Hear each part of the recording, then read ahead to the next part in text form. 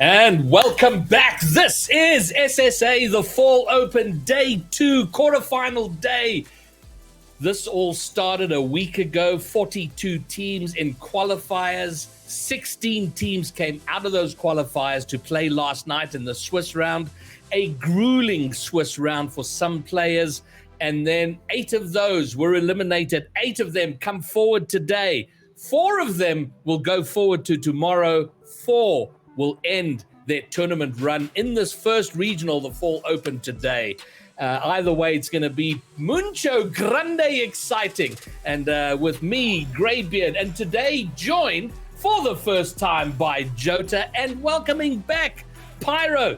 Jota, famous for Stats Corner, now going to be doing some desk work and some casting work. How are ya?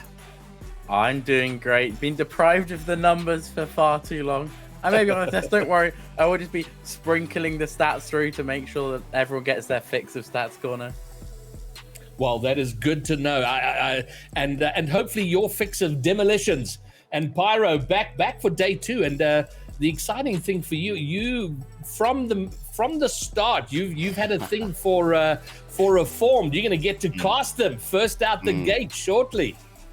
Ooh, baby, listen, I am excited that Reformed made it to the top 8, okay? Because we had some surprises yesterday. I'm looking at the top 8 right now. I'm not seeing Apex Gaming for one reason or another. They couldn't show up for that round of 5 against Orient. But we get Orient Esports in the top 8. That's good. But as you said, Greybeard, Reformed first game against ATK, who they haven't done exceptionally well against, and as of late, we'll get to talk about that more, but day 2, Greybeard, I'm excited.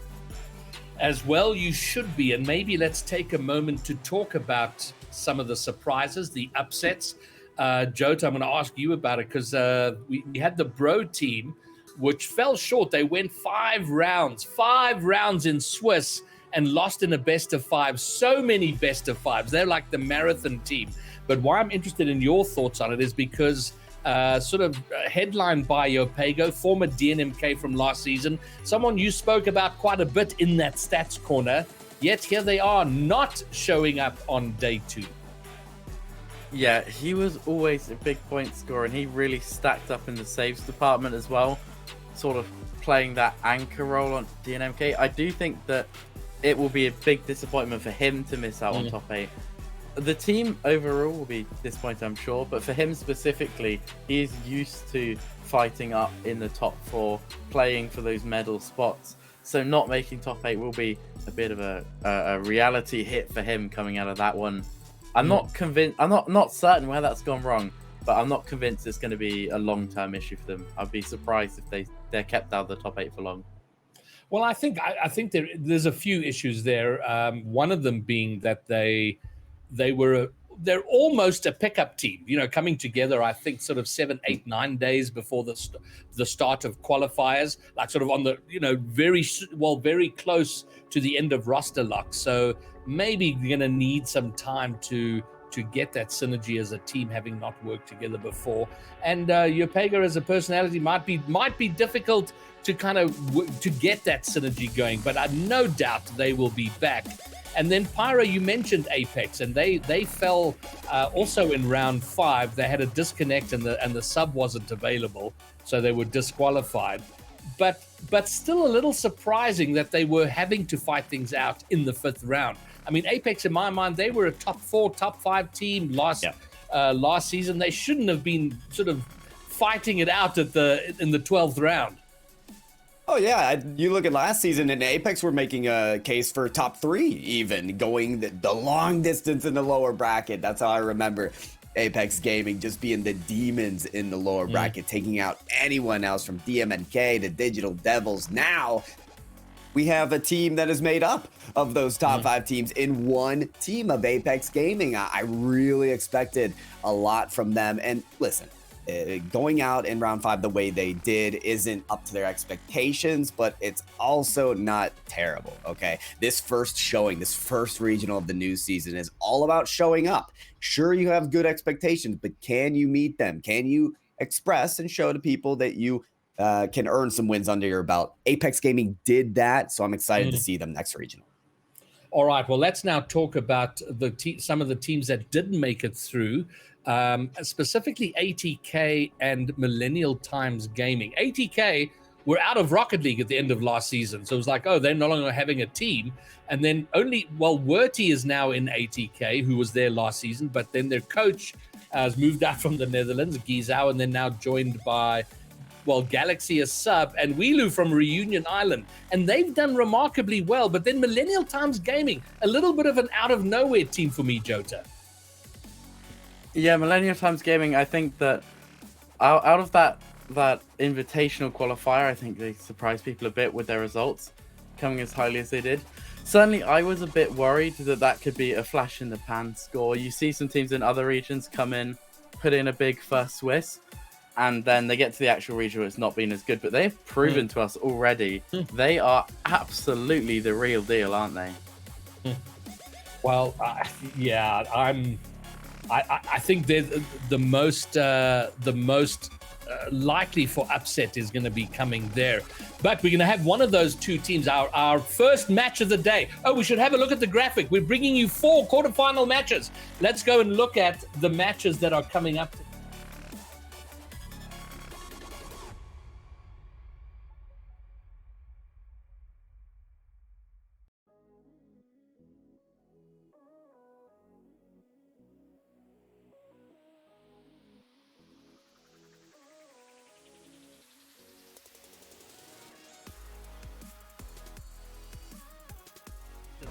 So the first one, and we'll be bringing you all of those, of course, starting with ATK Reformed. Your thoughts on that one, Jota, and a prediction if you have one. I think currently there is no reason to doubt ATK.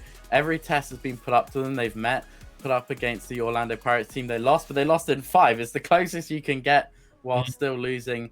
When they last played, it was a sweep. Okay, there were lots of goals, average 6 goals per game. So I'm expecting it to be closer. I'm expecting it to be lots of action, but I'm thinking 4-1 or 4-2 to ATK.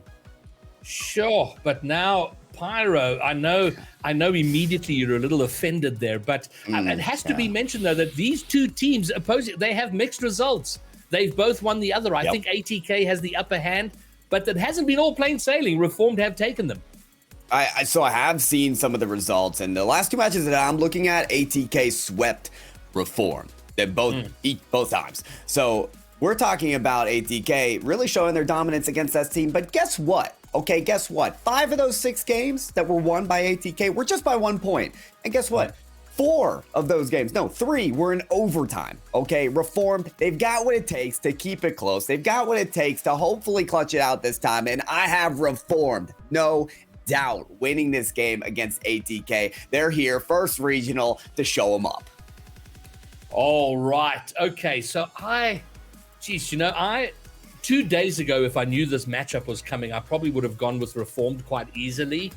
But the way ATK are performing now, it's kind of hard to bet against them. So I'm a little bit trying to sort of hedge and see where I go. But I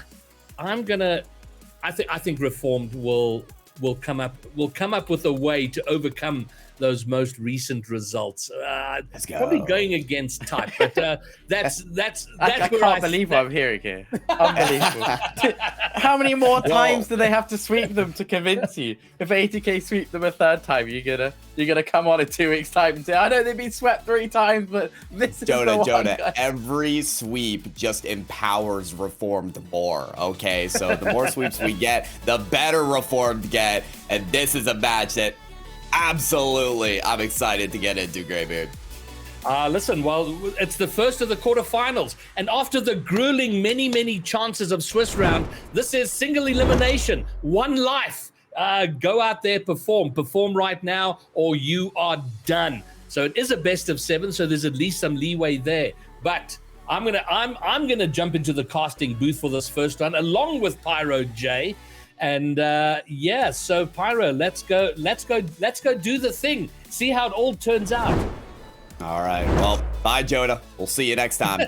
For now, we've got to talk ATK Reformed. Sorry, you know, she voted for ATK. It's just the Reformed crew up here. But Greybeard, you didn't sound that convinced in their win, and I think that's completely fair, right? This ATK team, when you look at them, they have some decent results. Yes, they've beaten Reformed. They've got a solid squad out of Wordy, especially a player we're going to be focused on, Weelu from Ice Esports last season. It makes a really good combination for a team. The only reason I have hesitations about this team, Greybeard, is their loss record. Okay, losses to White Rabbit Gaming, losses to Millennial Times Gaming, loss to Orlando Pirates. These are all teams that they're trying to contend that number 2 spot from and just haven't beat. Yes. I think that's a very, very solid point. They're a good team, a great team, probably beating anything up to the top 4, and then it becomes heavy weather. And as you quite rightly point out, if they want to contend for a number 2 spot up there, they're going to have to start challenging the top of that table. And they've got the chance now. ATK, wow, one of the surprise teams so far. And away we go. Game number 1. Let's go, Commandos. It's howling time. The battle starts now. Did I glimpse? I didn't see a scarab, did I? No, I didn't. Oh, God. Don't scare me like that, Greybeard. Come on now. I see something a little wild on the field. Maybe we'll get a player cam. It's an Esper. It's an Esper. It's an Esper. Esper with the goal. Archeon. He says, yes, I've got an interesting car. And let me show you on the goal replay as well. And as it was one of the best casting intros ever. We spoke about the car. The car appeared in screen. Shot and took a goal. Archeon gets the Reformed team up front early on, 20 seconds in.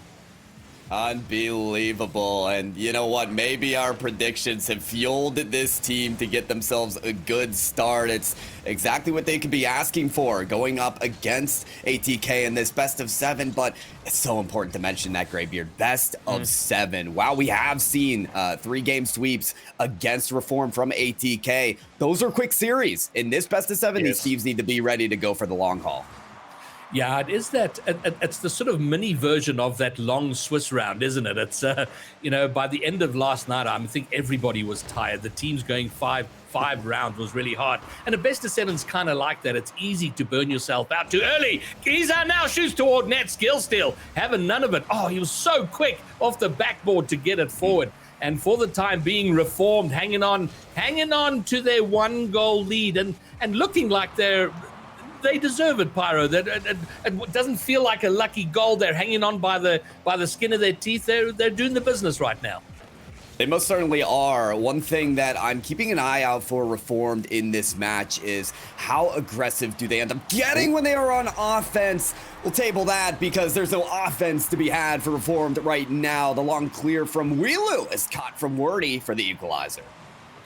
I'm not sure what happened. I don't know. It just seemed like skill steal on the one side, Archeon on the other were just so slow to converge on the flight path of that ball and not seeing the danger.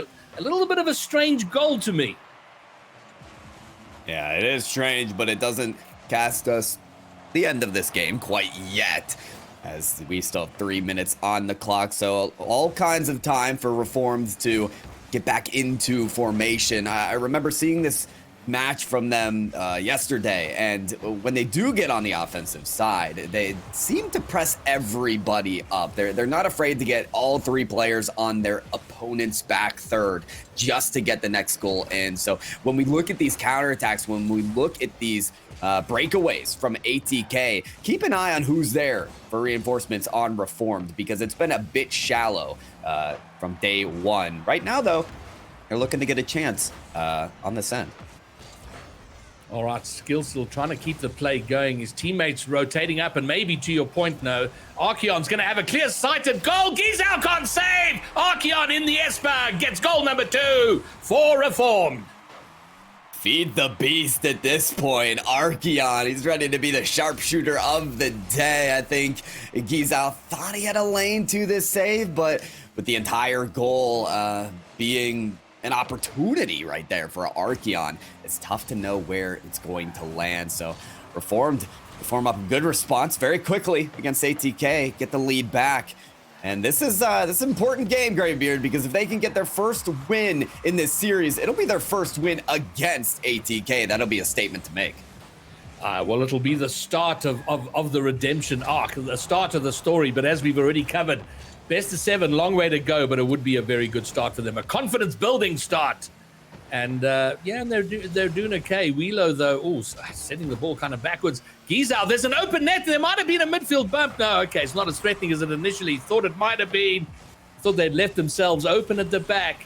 And here they come. Wheelo looking for the shot. It was a nice pass, but ably read and intercepted. And as Wordy was a leader on ATK, I feel like you're expecting him to finish the plays. Instead, he's making the assist. Mr. Lowe, though, setting up Archeon. That's the hat trick from the Esper. And a wonderful flick from Mr. Lowe, looking composed on the field. 3-1 lead for Reform. I might go so far as to call it a delicious flick. That goal was entirely about how good that flick was. But it is Archeon in the Esper, as we've said, on the end of it, getting the hat trick. Is it the Esper? Is it the player? Well, perhaps it's the combination of the two. Oh! Okay, Archeon's lost his mind. What is going on out there? 4 goals from Archeon, and this time pretty much on his own. But it has to be said, Pyro, very uncontested. He was given a day and a half to set that up. Yeah. I think you've put up the perspective that needs to be discussed, which is that, yes, Archeon, great to see him on fire. Great 4th goal, but that wasn't terribly threatening, especially in the sense that ATK took their jolly old time in getting their first challenge on. You've got 3 players on the field. That first challenge needs to come a lot sooner. The double jump into a proposed air dribble bump just maybe shouldn't have been enough, but talk about enough. 4 goals in this first game with a 3-goal deficit against ATK. It's not looking very promising for them to bring it back. Not yet, and not the way they're going. It's come down off the ceiling, got awkward for a moment. Archeon is there, and he's kept possession. Oh no, and Gizal's made a horrible miss. Archeon going for the bump. Wheelo does enough. Oh, that would have been nail coffin. I think it's already pretty much a lock, but that would have shut the door completely. But this is going to have to be very much a reset game for ATK. They've been undoing Reformed, but they've been pretty much picked apart here. They will get one. Gizal going to get a second, but probably a little too little too late. Feels like that. When you play the long game, though, I think this is important, especially for Gizal, a player who maybe gave up a couple more opportunities to ATK than they would have liked to allow. So finding confidence in that final goal here of game number 1 could be that mental shift that they need to stand this long series. Hold on, Graybeard. Okay. Oh, no. Hold on, because Gizal is doing a little more. Am I going to regret the words "got a lock" on this game? Oh, dearie me. It's going to be a 6-second sweat fest to finish it up. And this is all about the kickoff now for ATK.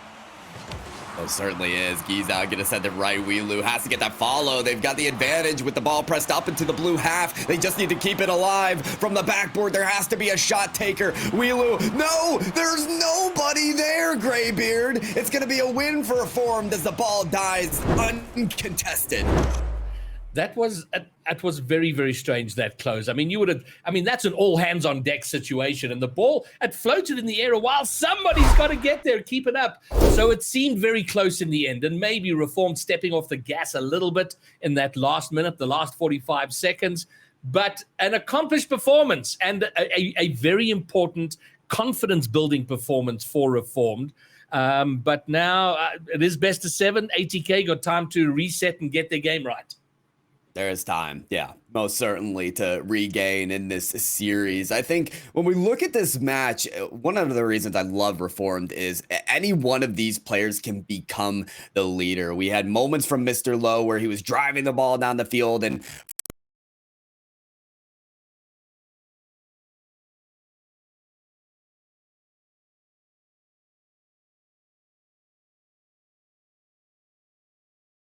save first. He's left ATK with few shot chances in this match, but Archeon, it can't go unsaid. 4 goals in this game. Archeon appears to be spearheading this effort. All right, Archeon in the Esper. I assume he will come out a superstitious bunch, the Rocket League players tend to be, and once you've got a good thing going, you don't want to change it.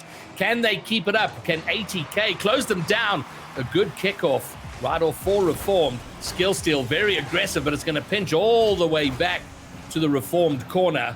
And yeah, ATK will want to be, you know, they might have instilled a little bit of a lot of uncertainty and doubt for Reformed, having had those sweeps sort of in succession. And ATK don't want to let Reform get too comfortable against them.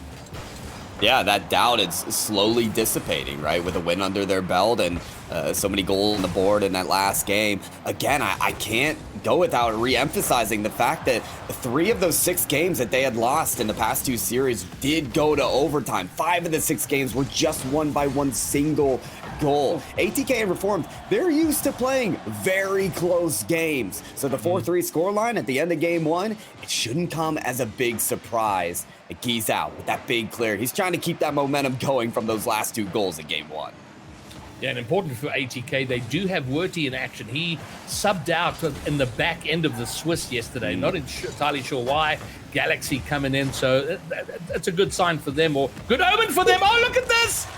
Skill steal! Sees the open net from distance, gives it the little doinkity doink, but it's a pass from Archeon. Oh, skill. What a touch. And he's a menace to even be in position for that pass, right? This is a moment where Reformed are trying to transition from defense to offense, and Skill Steal being so solid defensively today, he's right in the center of the field. He's ready for that clear, that pass, that transition from Archeon.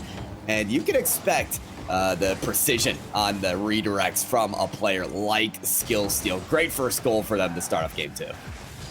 All right, so that's going to further build their sense of confidence in their capacity to overcome this ATK team. Weelu looking for a shot at angle, almost falls for Gizao, but now there's a counterattack. Skill steal, does he get the double? Oh, Werty is there to make excellent defending and get it away, but almost an astonishing.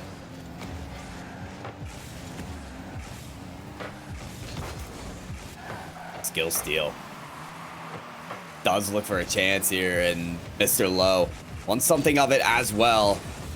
Gizao, who's made so many long clears as well, has been just prominent in this match defensively. Even with the 2 goals towards the end of the game, looking to make transitions. There needs to be a transition of defense, though, from ATK. Weelu does have something. Wordy wants to be a menace on the goal line, setting up Gizao, and there needs to be another chance, another shot, another follow. Gizao, he's ready to throw the punch in, an equalizer so quickly for ATK.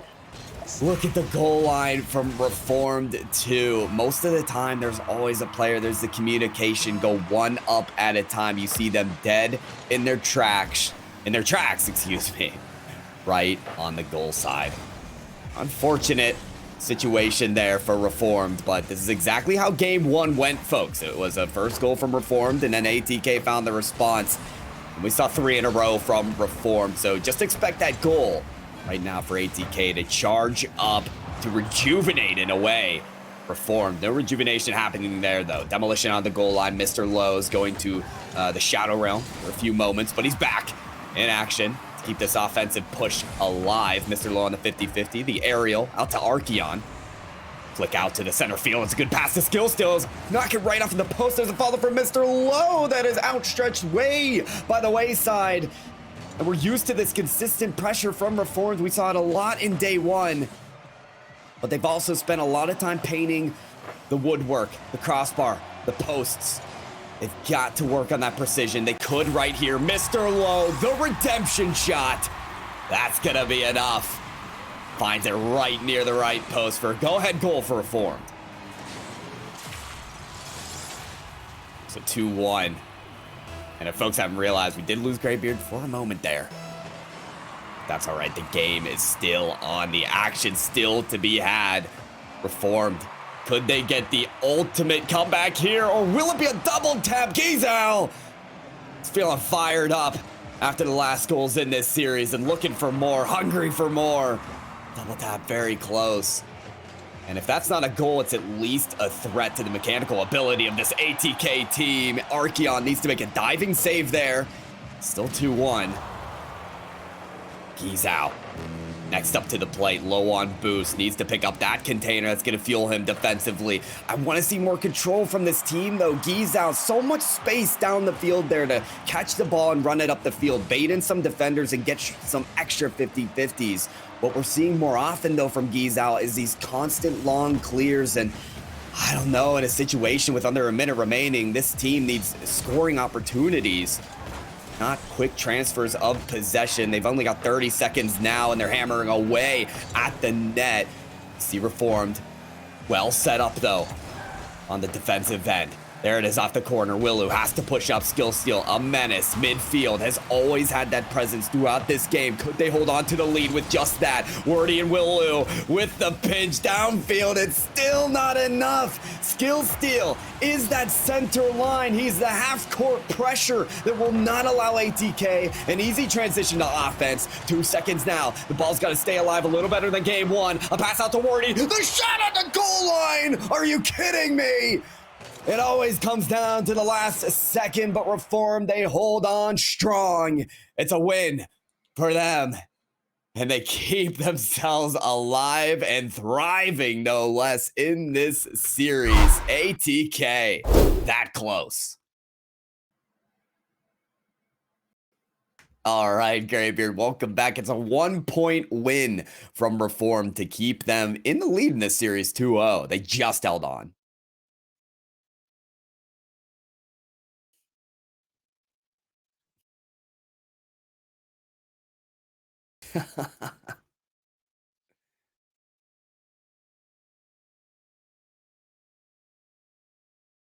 It appears so. I mean, listen, Reformed had a stark lead in game number one, and this time around we're only in the lead with 1 point, so it asked a lot of them defensively, but the one thing I'm most impressed with is skill steal. Remember his doinky doink, as you called earlier in the game, with the shot in center field? He's been owning the midfield pressure almost the entire game too, just a complete nuisance and unallowing ATK to get a strong offensive approach. So I don't know, we may see more of it, but in this situation, ATK, they've got to win game number 3, right? Because unless, if they don't, they have to completely reverse sweep.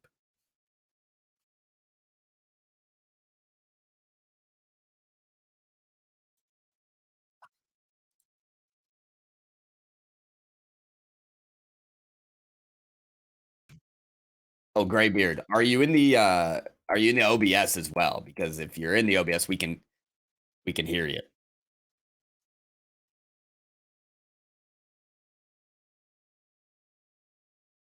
Okay, we'll get Graybeard on the OBS. Sorry, folks, we can hear him in the Discord, okay. but we're back. Okay. Oh, we're back. Carry on. As you were saying, Pyro. All right. No, very well. No, as you were saying, in fact, as well. I mean, right, we're in that situation where still ATK have to get that performance. We need something from them if they don't have to pull off a complete reverse sweep. But you're back, Graybeard, and you're just in time, ready for game 3 to call the action again. All right, well, here we are. It's been a good time for Reformed out there. Look at Archeon still going in the Esper. Mr. Lowe having to do some defensive work. Gizao, Wilu, skill steal's got it now. If he can get past, there's an open net. Can they get there quick enough? They're tracking back. Mr. Lowe looking for the end of the pass from skill steal. Almost works out, but Reformed getting bolder and bolder. And that's what you expect out of this team, who's feeling very empowered after 2 wins. Only getting stronger, as we said earlier, from the ATK sweeps. Now it's them with the possibility to come up with a sweep of their own. I'm still baffled, Graybeard, with Archeon in this Esper. it is not what I expected to see today. It's the ultimate placebo, right? You're like feeling a little rough. and changing the car, but my word, has he been on fire, and it is Archeon now in that Esper, looking for a way forward, and something there, Gizao is going to get there and get the clear. Wurty, does he get on the end of this? He does, but oh, Weelu, oh, off the crossbar, Archeon gets the clear. Ooh, it's okay, now you sort of feel the tension building, the temperature rising out there, Pyro. You can tell ATK mean business. They do not want to come away with a loss in this game. It would be detrimental in this series. So you see that offensive pressure start to work up really well. They're even going as far to get some team pinches here just to press up forward. And, you know, it's unique, but it's working out for them. Archeon, I thought he might add that second touch, maybe a ground pinch. It never comes through, but it's a pass from Weelu over to Wordy. Shot saved by Skill Steal. Is it enough for them, though? Mr. Lowe doesn't get the better of that 50. Skill Steal with the container and boost, able to maneuver it off of the backboard. Great defensive presence there from Skill Steal. And the longer this game goes with no score, Wurty! Oh my word, Mr. Lowe, how did he get back?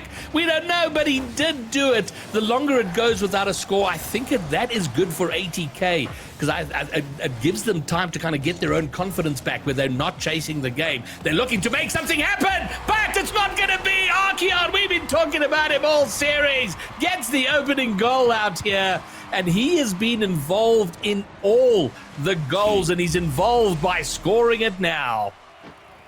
This is not the Reformed versus ATK. This is the Archeon versus everyone match right here. How much involvement can you ask for?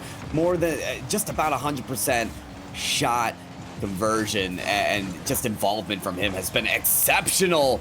But will it be enough? Again, they're all together, clumped up defensively on the goal line. They've got to get it clear. Otherwise, it's looking very dangerous. Up the crossbar now. Unbelievable, Gizao. 2 takes towards the net. All of it painting the woodwork. Yeah, and that start now the frustration builds, because you get into positions where you can score. You're putting it high, putting it wide, and you start to get frustrated because you feel like, oh, Archeon again, find some way somehow to get it in. Gizao can't get the clear. Low towards the net. Weelu though with a terrible read, and then the bump. What a team play, finished off by Archeon. Reformed 2-0. Yeah, you know what? I said it's Archeon versus everybody, but that play in of itself shows so much how Skill Steal and Mr. Lowe have been facilitating the overpowering offense of this team. Just look at how Mr. Lowe with that bump and then getting in the way of the last defender, forcing the own goal. They're just complete menaces when it comes to that disruption play. And so ATK most certainly feeling disrupted in their efforts and their expectations, at the very least, to score in game number 3 still with that goose egg. I wonder what the possibilities are here of an unbelievable high IQ play here from Reformed Weelu, where the sweeps were all just part of a setup. You know, playing the sort of rope-a-dope long game, and now ATK think they're going to take it easy, and suddenly Reform come to the party. Set up for Mr. Lowe. He's going to get it past one off the back. Wurty will get a clear, but it is ATK once more under pressure, somehow having to find 2 goals in just north of a minute. It's going to be difficult, but it's not out of possibility for ATK. They've got to get this ball on the other side of the field, though. 60 seconds. Archeon sends it towards center field. Mr. Lowe in up position to get a touch there. Archeon wants to press up forward for it. Of course, this is a team who just doesn't need to concede 2 goals, but they are ready to put more on the tally. Tack it on. Archeon forcing awkward situations again for ATK. Weelu's going to have to give up that ball to Gizao. Wordy next on the ball, but he's not going to get there. These connections, they've got to be consistent. They cannot limit themselves on any missed opportunity. And now it's looking bleak for ATK. 25 seconds to go. Reform should have this and be putting ATK, or they are going to get one here. They get one back. Gizao likes to score his goals very late in the game, at a time where it may not help, but you know, this is different now. It's 19 seconds for a single goal rather than the 6 from game 1. Maybe, either way, this is, again, comes down to the kickoff. Reformed, they want to get possession and control of the ball from here right now and just remove any options for ATK.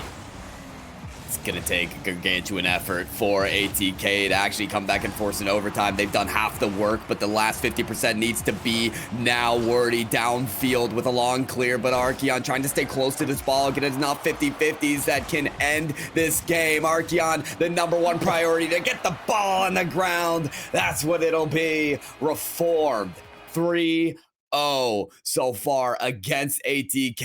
And listen, if it truly was a redemption match, it would have been a best of 5 and the match would be over. But we've said it enough times, Graybeard. Best of 7. ATK, technically, they're not out just yet. Wow, wow, wow. What a performance this has been.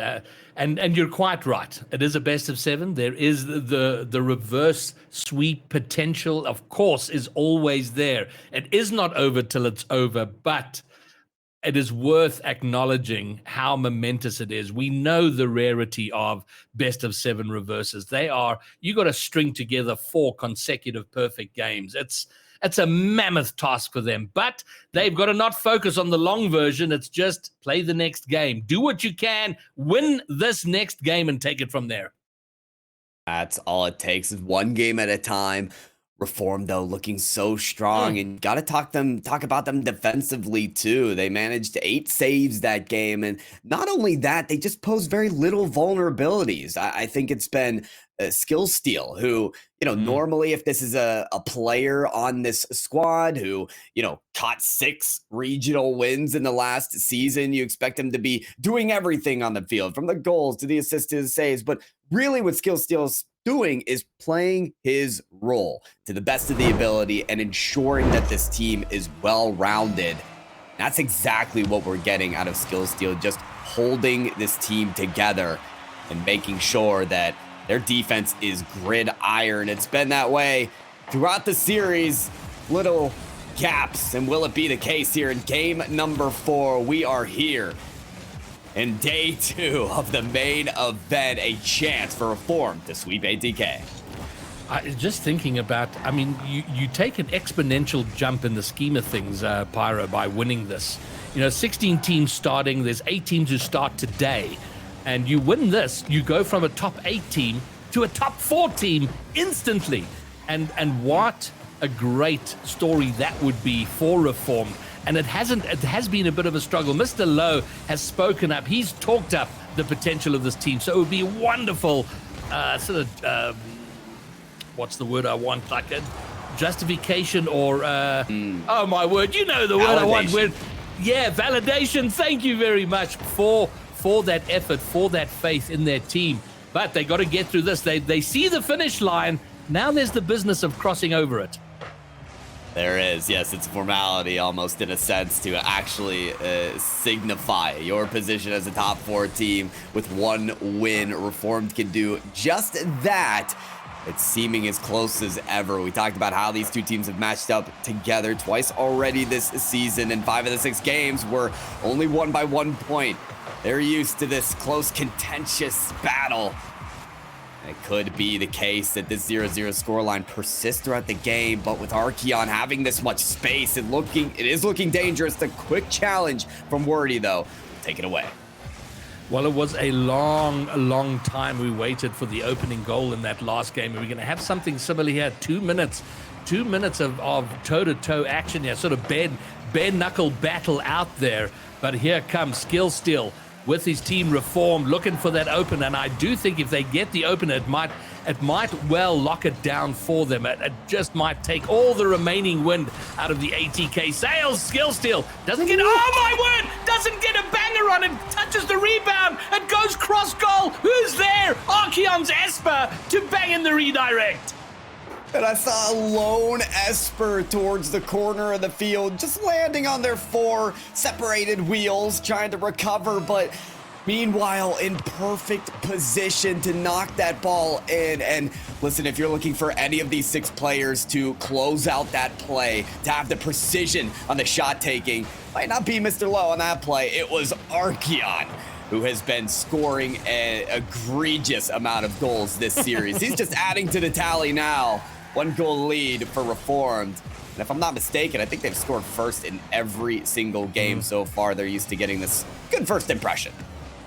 Nice flick back eventually by Wheelu, but it was a little bit of you go, no you go sort of situation in the mid there for ATK. And as a result, they've kind of let the opportunity be squandered a little bit, but they are still in attacking position. Werty shoots it, saved, and Skill Steal will push it into the corner, but a good period of sustained pressure coming from ATK. And if they don't score, which they haven't, it just builds that frustration. I mean, we've all been there, Pyro, where you eventually you go, what are we supposed to do to be able to score, to get a lead, to have something go our way? Well, there's one thing that's been consistent from ATK, and it's that they've been able to score later in the game. It feels like they don't really up the ante on their aggression and their offense until much, much later in the game when they know they, quote-unquote, need to score. Well, it's getting to be that point that the offense needs to come in order because Reformed, they see the victory lap now. They see the finish line in sight. So keep in mind, this is a unbelievable performance. If they take it down in a sweep, which it looks like they might, although the ATK late show might still arrive, I mean, it is an astonishing result if they can pull it off, dude. Oh, it is. I mean, we look at the matches today, and this was one that we absolutely expected to be close, if not the closest of the day, minus White Rabbit versus Millennial Times Gaming. And listen, worked this close to a sweep, but there's still a minute on the clock. Greybeard, I'm not going to get ahead of myself here. We've seen the late show, as you called it, from ATK. Archeon's not going to get that double tap. Skill Steal's trying to keep the pressure going, but has run out of boost. It's a good chance for ATK, though. They're going to double commit on that attempted clear. Communication's got to get a little more crisp here if they want to come back in this last minute. Well, 40 seconds to go, and it is yet more Reformed pressure, keeping the ball away from their own goal line, making, oh my word, okay, that look at, Mr. Low here with the double, coming perilously close, bouncing down off the cross, but Skill's there to finish. Reformed are indeed reformed. They most certainly are. You know Mr. Lowe wanted that goal as well, but he's happy to see Skill Steal clean up, be in position, and I think that's the trend of this series. It had really been Reformed just in position at the right place, the right time. I'm still thinking about that Archeon goal earlier when he was near the goal line trying to put on the pressure but could just finish the play. And now it's getting to be the score line that will be the series score when we wrap it all up. That ball coming right between all three defenders. What a performance this has been. And it speaks to, we spoke about how it changes from Swiss, where it seems like you have so many chances to get it right, to the single elimination in the quarterfinals, and it might just be a case of ATK not quite there, not quite warmed up yet, not quite there. And they have paid the price. They've been taken down. They've been dunked. They've been shut out. They've been booted out by Reformed. Reformed, top 4 team ATK are out in the quarters. Man, I'm getting memories, Greybeard, of last season from SSA when ATK started out as one of those top 3 teams, but slowly as the season went on, more and more teams started raising their ugly head and saying, no, we want a chance at it too. Well, it's early on in the season. It's the very first regional that we're going to see ATK out of the top 4 and Reformed in. So it's a beautiful thing to see, Greybeard. I'm not saying I was calling out this team for being one of the best in the region, but at the same time, I might be saying that. So only our first result, though, of today, Greybeard. We've got so much more left. Yeah, but listen, Reformed, they've got the day off now. They had to come to work early. They did their work efficiently and magnificently, and now they can go and chill. They make it through tomorrow. And Mr. Lowe has got to be feeling so good right now. He retired in the months lead at the beginning of the year of 2021. He left Rocket League, competitive Rocket League, behind to go and pursue real life affairs. And then we get into the RLCS, and after many, many months of not playing, he rushes back in with his team out of retirement, then Bot Gaming, then Nibble Esports. He's been grinding away, and it has been a hard slog. And now for the first time, making top 4, he's got to be feeling pretty pumped. It's a redemption arc, no doubt. I mean, everything about that match was having Reformed been swept by ATK 2 times prior and winning this game in a sweep.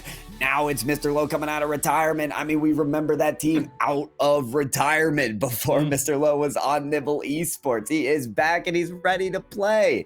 And it took the first regional. It's so important to make that impression. Mr. Lowe having the likes of Skillsteal and Archeon on that team together, looking wonderful, Graybeard. Yeah, okay, good. Well, I think we're going to... okay, so let's go back to the desk quickly because I think we need to have... You and I need to have some words with Jota. Hello, Jota. So what did you think? I mean, look, I was doubtful in my prediction. I wasn't as solid as Pyro was. But my word, what a performance. What did you make of what you just saw? Yeah, I mean, sometimes you have to step back and say, fair enough. You flipped the script there. I think my crystal ball was just a bit foggy when I was saying, like, come on, guys, how many more sweeps until, like, you're listening? As it was me who was supposed to be listening after one more sweep, it turns out, was all it takes.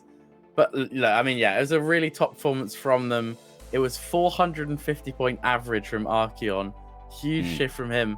And I really like when you're talking about Mr. Lowe, when it means to him. To clarify, this is his first top 4 in RLCS. Wow. That's Mr. Lowe, you said, Jota. Yeah, Mr. Lowe. Ex-Pirates from way back. All right, Jota, now, I think... Oh, yeah, we get it. I got it from Jota. It's saying Mr. Lowe's first top 4 appearance. That is magnificent. That's what this new season is about, Graybeard. I think it is setting the example, setting new legacies, and that's exactly what we're seeing now out of Reformed. Well, I think it is. We started off yesterday with just questions, right? I mean, so much has gone on. And look, to be fair, it happens in every region. Roster changes, drama. This guy's in that team. He's retiring. Yes, he's not. No, he's been kicked. He's on. He's off. And it goes on for 4 months for us. And we weren't sure how it was all going to pan out.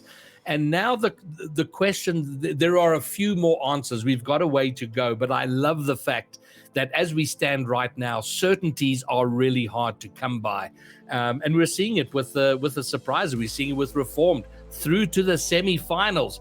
Man, what a story there. And it is only the first of 4 that we have to bring you today. So we are going to take ourselves a break. And when we come back, we are going to line up the second of the 4 quarterfinals, best of 7 that we're bringing you today. So see you at the other side of this.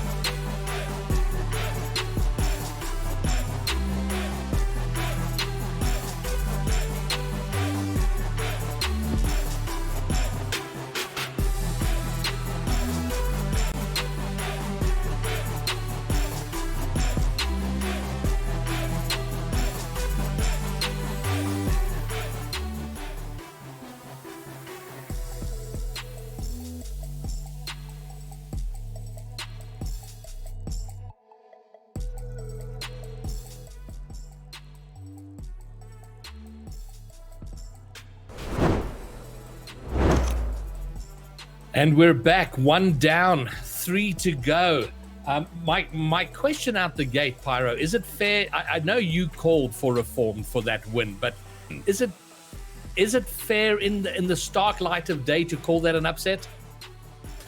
No, I would absolutely say not. I think that ATK, honestly, when you look at this roster, very good team, and you can vouch for them to be top 5, top 6. But when you look at their record as of late, Graybeard, they still have some proving grounds to assert themselves upon. They've taken losses against White Rabbit, Millennial Times Gaming, Orlando Pirates, and now Reformed. So they're adding to their loss list more than the win list of our current top 8 teams. ATK with these upcoming regionals will have a lot to prove. But on the side of Reformed, yeah, they're not looking as much like an upset pick, Graybeard. They're looking more like that top 4 established team. All right, well, they're certainly top 4 now. Whether they're going to be established at top 4 will remain. We'll get answers to that question as the split progresses. But okay, so if the result wasn't an upset, Jota, is the scoreline an upset? A best of 7 sweep, 4-0. I think given that the last 6 games between the two had all gone to ATK, anything short of a close game or an ATK win is definitely a surprise. I mean, it's, you asked me an easy question as someone who predicted 4-1 or 4-2 the other way, so I get the easy picture that, yeah, of course, it's a surprise. But fair enough to Reformed. I mean, Mr. Lowe showing he's old school is now cool, apparently. Okay, well, let's turn our attention now to quarterfinal number 2. Orlando Pirates, Orion Esport. And Orlando Pirates, not to be confused with the Orlando Pirates of last season, more like the Bravado Gaming team of last season, now signed by Orlando Pirates to die for, replaced by Eli Kim. And then Orion Esport, a little bit of, for me, a blowing hot and cold team. They were the VS Gaming runners-up, so they made their way there. Some will say the obvious by way of a disqualification of Bravado and Orlando Pirates, but they've had good performances and poor performances. They look dangerous at times. Is there a world, Pyro, in which Orion Esports create what would be the biggest upset in the SSA region so far if they were to overcome Orlando Pirates? Listen, we're painting Orion Esports like they really don't have a chance here. And I know when the two teams look at really anyone against the Orlando Pirates name or who they know to be on that team now, Happy Meal Cams and Eliakim, who has been incredible so far in this main event.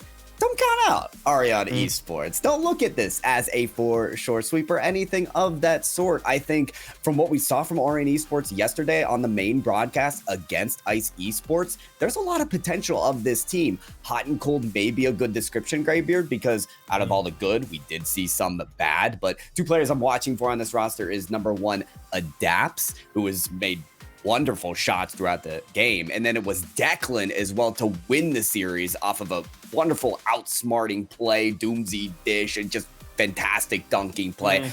I think there's potential for RN Esports. I may not count them for the win, but I want to see them make this a match.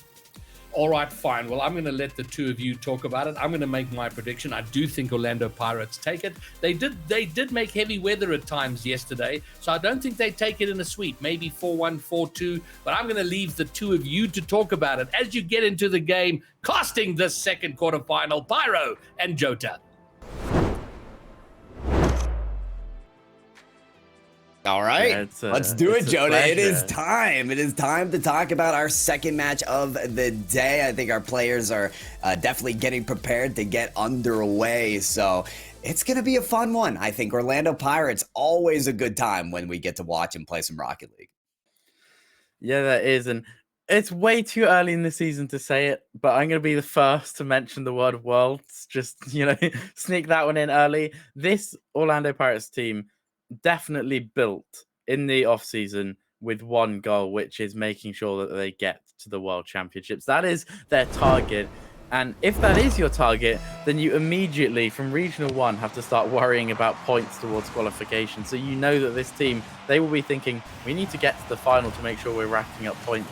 All the pressure is on them. Admittedly, a lot of it will be self-inflicted. Happy Meal living up to it, though. What a save. And what nice play from Orion Esport, coming out the gates early, showing some good offensive pressure. And I think that's what you have to do as an underdog. Come out on offense, make your opponents uncomfortable. Yeah, well, I do know someone who is painting reformed as the underdog just the other match there, Jota, and look what they did in the last match. They came out swinging every single game. They were able to score first, so I couldn't agree more. That first impression coming in the way of pressure and shots registered is very important for this Orion Esports team. In fact, they've spent most of the time on the other side, but it only takes a quick counterattack for this team of Orlando Pirates to get back in it. I'm still thinking of the goal we saw yesterday. It was Cam's with this long clear up to a pre-jumping Eliakim to hit the top corner of the net. And trust me when I say this team can score from anywhere on the field. Yeah, they absolutely can. A goal is good if it's haunting you still the next day. I'm certain that they'll be looking back on that one a lot more fondly. Cam's putting it forward to Eliakim. They're already starting to look to get that same link-up pairing going. And I do think that that's the obvious duo for the Orlando Pirates. That goal, a less likely duo link-up between Happy Meal and an Orion Esports defender to get that one across the line. Oh boy. Yeah, Declan, I think, was happy with the positioning on the back post, but then not so happy when they see their teammate end up with the last touch in the net. But it's all about that play style there from Happy Meal to send the shots in where maybe the defense doesn't suspect it at first. So Orlando Pirates start off with a great start in this match against Orion Esports.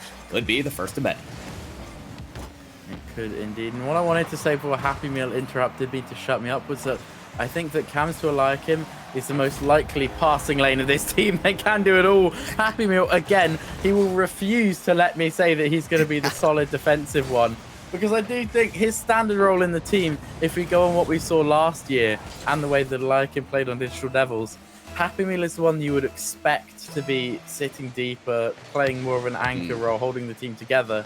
But clearly, they are out for blood. They know that getting off to an early start is really important to get the momentum rolling.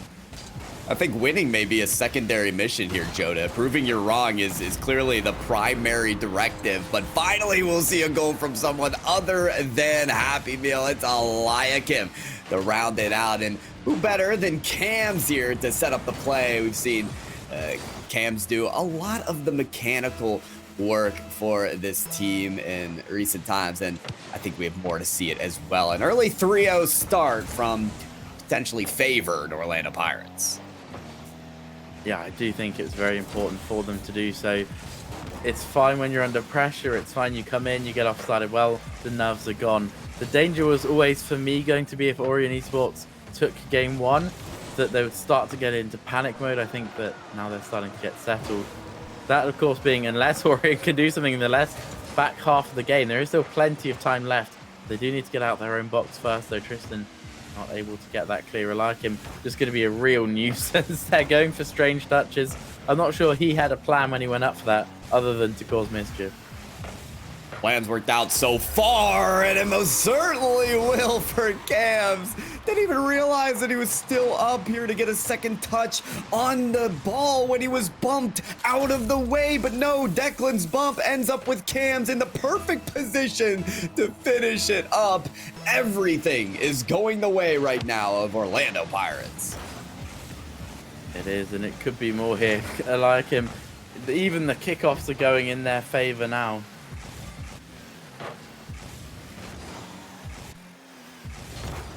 It could be enough for them to make an advancement up the field. Great advantage for this team. It's important for RN Esports to get a look that was maybe similar to what we've seen from them out of the start of this game, which was spending a little less time on their back line. Will survive that front, but haven't quite gotten that clear that they're looking for. Communication looking a little jostled here as we're seeing double commits on the goal line, the very place where you don't want it. Adapts has to make a diving save there just to keep the shot out of the way. And it feels more like RN Esports just want to limit the number of goals as Orlando Pirates can score rather than getting goals themselves. That one, another near miss. Yeah, it does look like they've decided to chalk off this game and focus on damage limitation. That being said, Declan nearly scored something ridiculous. Just trying to cast a curse, some crazy things into happening, you know, all part of the plan. But yeah, I do think that they're starting to approach this with the mindset of if we can keep them out for the back half of the game, start to stabilize, then we can start the next game in that same vein, keep it 0-0 for a while, and then look to build on offense. That could be the case. They're building on something right now. Tristan from the corner looking to follow that up with an extra touch. Declan interrupting Happy Meal's approach to the orange half. And Declan once again looking to get this ball advancing up the field. Now 4 goals may be out of the realm of possibility right now, but a goal to maybe give a little bit of a stride for RN Esports into the next game would certainly help. 15 seconds on the clock now. Declan can't get the touch on the sidewall, but Tristan's still looking for him as he's got a full tank of boost. The 50-50's there. Happy Meal out to Eliakim. Cam's even trying to read it off the backboard there. Everybody sending their car into the ball, and Eliakim will have the last laugh in this game. Denied by Daps. And whether or not this one finds its way into a net or upon the ground, the win is secured. Orlando Pirates very handily winning game number 1. Yeah, Orlando Pirates started to look comfortable, started to make some double commits. But the frustrating thing when you play against a team that's several goals up and double committing for fun is that everyone says double commits are bad. They're only bad if one of the players doesn't get an insanely good touch. Like you saw a couple there. 2 players would go up, and Eliakim would air dribble it beautifully. It doesn't matter that the second one's up because you still got to deal with Eliakim. And that really is something that this Orlando Pirates team has. They are a full triple threat team. There is not one player on there that you can relax when they're on the ball. Absolutely. It's what makes them so threatening, so dangerous, and what has made RN Esports just scrambling on defense. Despite all the time that they spent on their own half, they only credited themselves to 3 saves, 1 apiece. That shows to you that Orlando Pirates, the shots that they're making, they are slotting, and they have rallied up a total of 9 shots, according to the only 2 from RN Esports. Jonah, I want to say those 2 came from the very beginning of the game. So maybe there's one towards the later end, but RN Esports, they're in a bit of a drought when it comes to offensive possession. They'll be looking to change that here in game 2. Yeah, they will indeed. But I think mission number 1 is out the gates, not to concede another early goal. Being forced to make a comeback always requires playing more openly. Nearly a kickoff goal. It's a very important denial to stop that one. Coming in early, that would have been a full disaster because as soon as you have to chase the game, you have to open up. You open up, you leave spaces to concede more, and the game can start to run away. And that is a strange goal to score, I'll be honest with you. Real just nuisance play. Cam's, I think, as surprised as anyone else to have the ball there, but he's always alert, staying ready. A weird touch comes out, and he's ready to just get that little pop in field. It reminds me of pinball, where somehow the ball finds a way to hit every single item, every single possibility on the field. But you make a good point. Cam's always ready. Eliakim, wanted the second touch off of the ground. would have been juicy. Happy Meal trying to slot it from the corner. That's the second try. That'll go by the wayside, but just seeing more of that staunch goal line offense, really, from Orlando Pirates as they crowd around the scoring position. This is certainly an opportunity, though, for Declan as Cams has to make a quick save. You've just seen those kind of lightning in a bottle moments for Orion Esports. It almost feels like, yes, that might earn them a goal in this series, but some continued pressure would do them better. Oh, it would. Not getting clipped on by Cams would also be lovely, but that's not an option they get here. The first ball up floated well, and that's a really good tight angle read. It's not just that he's got the angle, he's got plenty of power on the touch too. Almost impossible save. You really just have to jump and hope not fall in their favor, and in the first minute they fall 2 goals behind. For Orion Esports, this is just a difficult situation to be in of itself, right? It's a reward to be here in the top 8, but it's almost a punishment to have to go up against Orlando Pirates, a team who's trying to contend for the #1 spot, really. Out of all their wins and their losses, the only loss I see them having against is May Contain Nuts. They are looking to be that top 2 squad, and for Orion Esports to have to play this team getting into the top 8 is just so difficult, and we're still seeing exactly why. Another one, tack it on to the tally mark here, averaging a goal every 30 seconds here, Joda. Yeah, it probably doesn't feel like a reward to them now to be here, but you have to remember this team is relatively inexperienced, certainly with top 8 appearances. This is not a place that Orion Esports are used to finding themselves, and that means that this is a great experience, and they do finally get their first on the board. They can now avoid worrying about perfect sweeps or anything like that. That is one time to breathe a sigh of relief, and Tristan's actually very proactive, really, to latch on to that back pass. He didn't respect Orlando Pirates or trust them to hit the back pass well.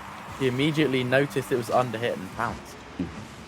Yeah, and that's not a surprising touch either to see from Happy Meal, right? He's always looking to try and cut it off, play the disruption play, and maybe interrupt the possession as it's forming for their opponents. But that touch was exactly the opportunity that Tristan needed to pounce on it. And yeah, not underestimating this team, but also kind of going gung-ho and trying to get those quick challenges may be the solution for Orion Esports as they're tacking on more shots. They're getting demolitions in as well. Maybe they are the disruptors of this series. Tristan, without getting that touch, though, again, limits them on continued possession, something I still think they need to win out in this series. Yeah, they seem to be taking their time with the passes. They're maybe a little telegraphed.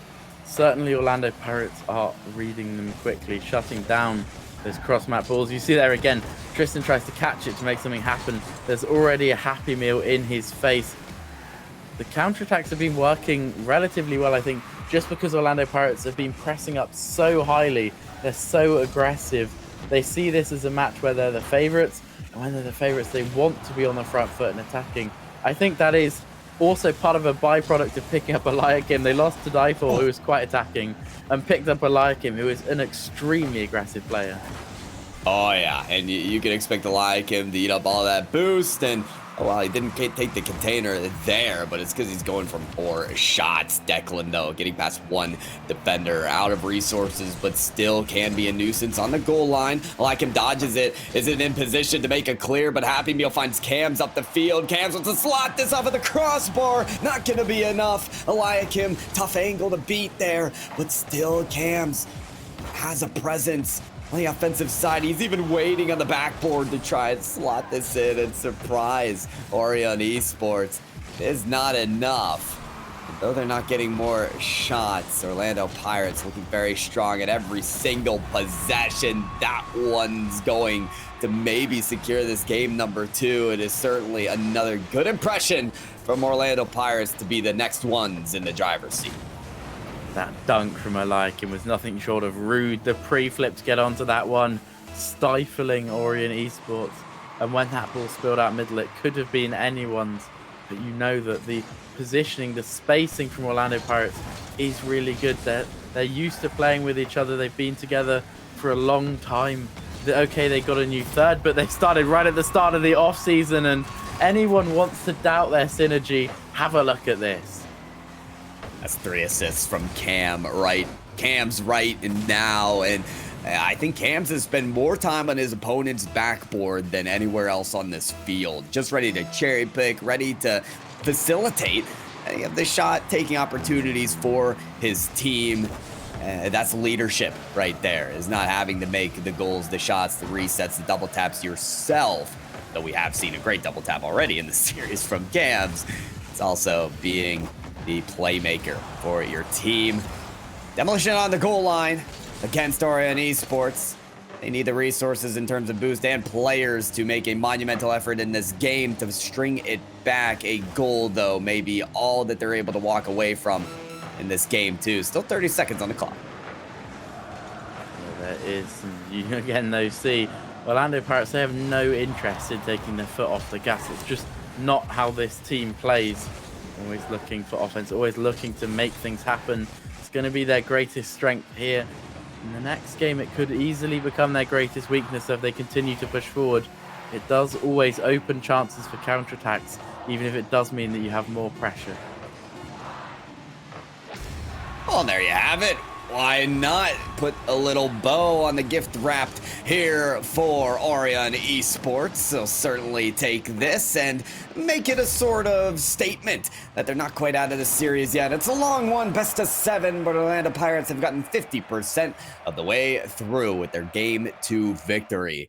I think you said it best, Joda. They've shown zero signs of taking their foot off the gas. It is pedal to the metal here.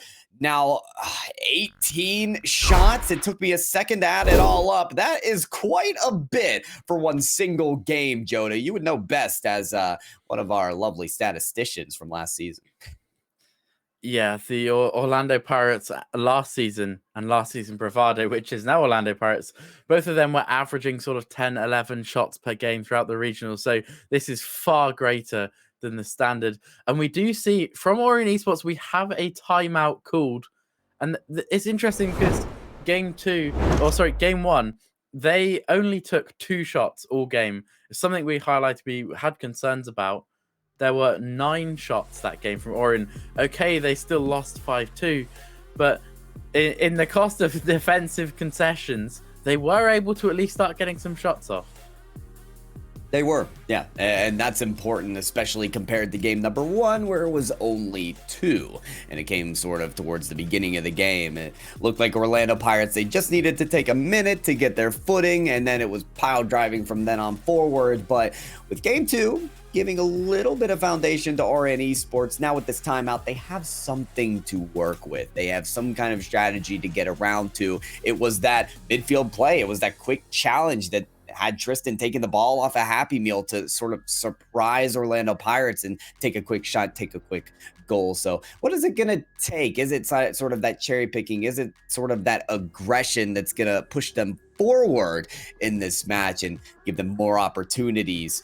Feels more like they have to think about defensively, though, because Joda, although they've seen a couple of goals, I don't know that they're going to give up 5 goals to Orlando Pirates and find a win. Yeah, it's hard to see them pulling out a 6-5 win in a situation like that next game. Defense has to be a point of focus. But it's nice that they've already fixed the shooting numbers, which means that's not something they have to worry about in this timeout that they called. And we have reached the end. We won't know what they've talked about, but again, you really do have to hazard a guess that it's defensive. They had that one problem solved. Still plenty to work on. It's a difficult position to be in, though, because at the moment, they're getting beaten for raw pastables. There's more initiative from Orlando Pirates. And when a team is outpacing you on offense, it's hard to find a solution. You have to play really smart to let them beat you to some balls, make some concessions. But you never, on defense, want to have to make those concessions. You have to be honest with yourself to have that patience. And that's normally something that comes from experience more than anything else. So they're going to need to play well beyond their years to come back into this one, I feel.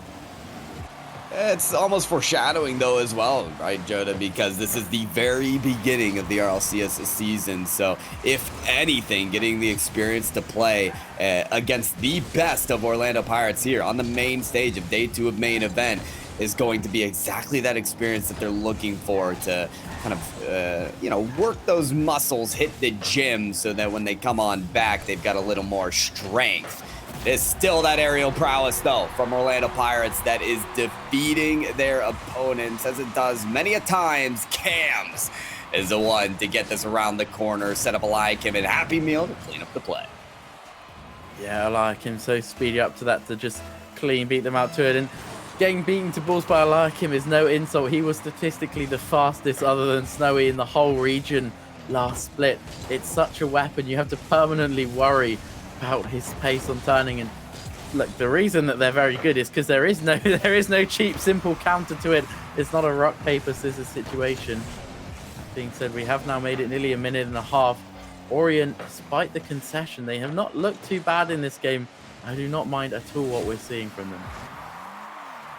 But maybe that double commit on defense. Need to be able to send only one defender. They do it again. And, well, it's plain as day from Orion Esports. That timeout. Maybe need to get a little more composed after which, but you already painted the picture of how quickly these players move, right, Joda, from Orlando Pirates. So getting in those situations where you're feeling a little hectic, a little panicked, and having to send both defenders, it's not much of a fault, more of a result as to have to playing Orlando Pirates. Yeah, it's the sort of thing like people might think of it like an unforced error, but it's very much forced in the way that they play. They're making them play at the absolute limit of a pace, reducing their time to make decisions. You see again a double commit there because Eliakim is so dangerous. Both of them, the panic bells ring. That time, one of them does get up to it well. Just comes back at them again and again. This time it's Cams providing the danger. Constant offense. And that pass is disgusting. That is the best we've seen so far. Eliakim gets his wheels on this one.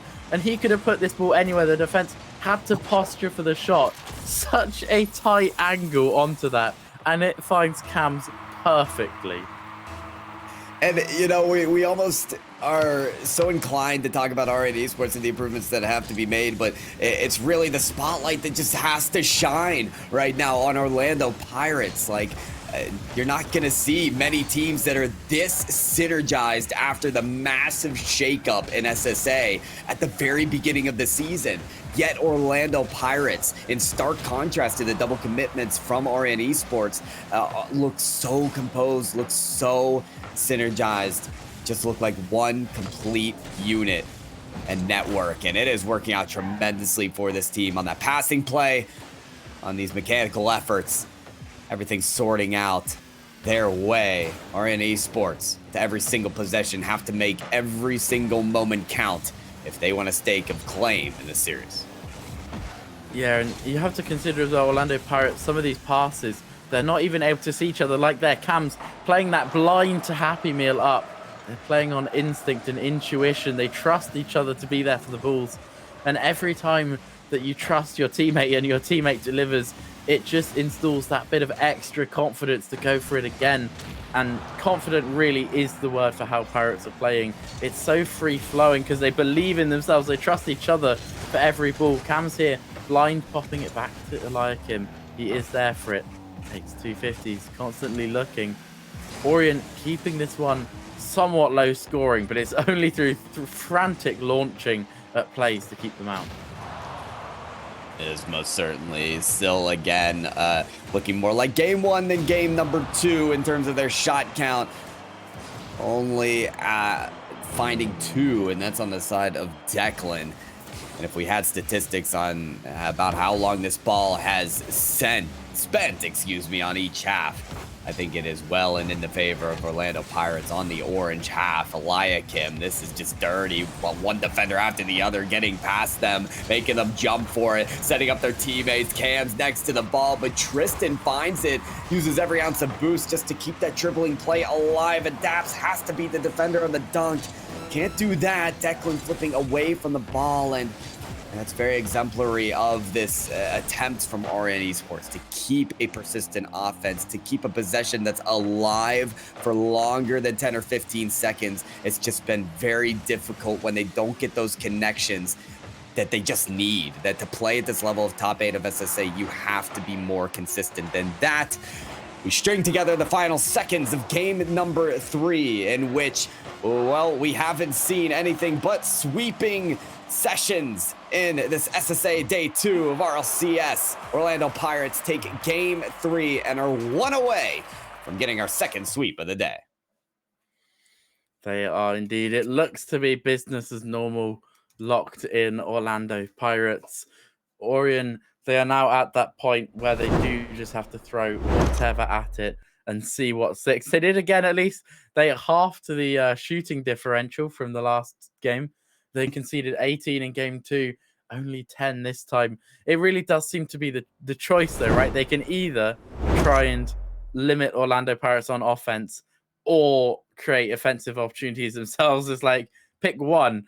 And they really need both to make games happen. But it seems that they can't have one without creating gaps in the other department.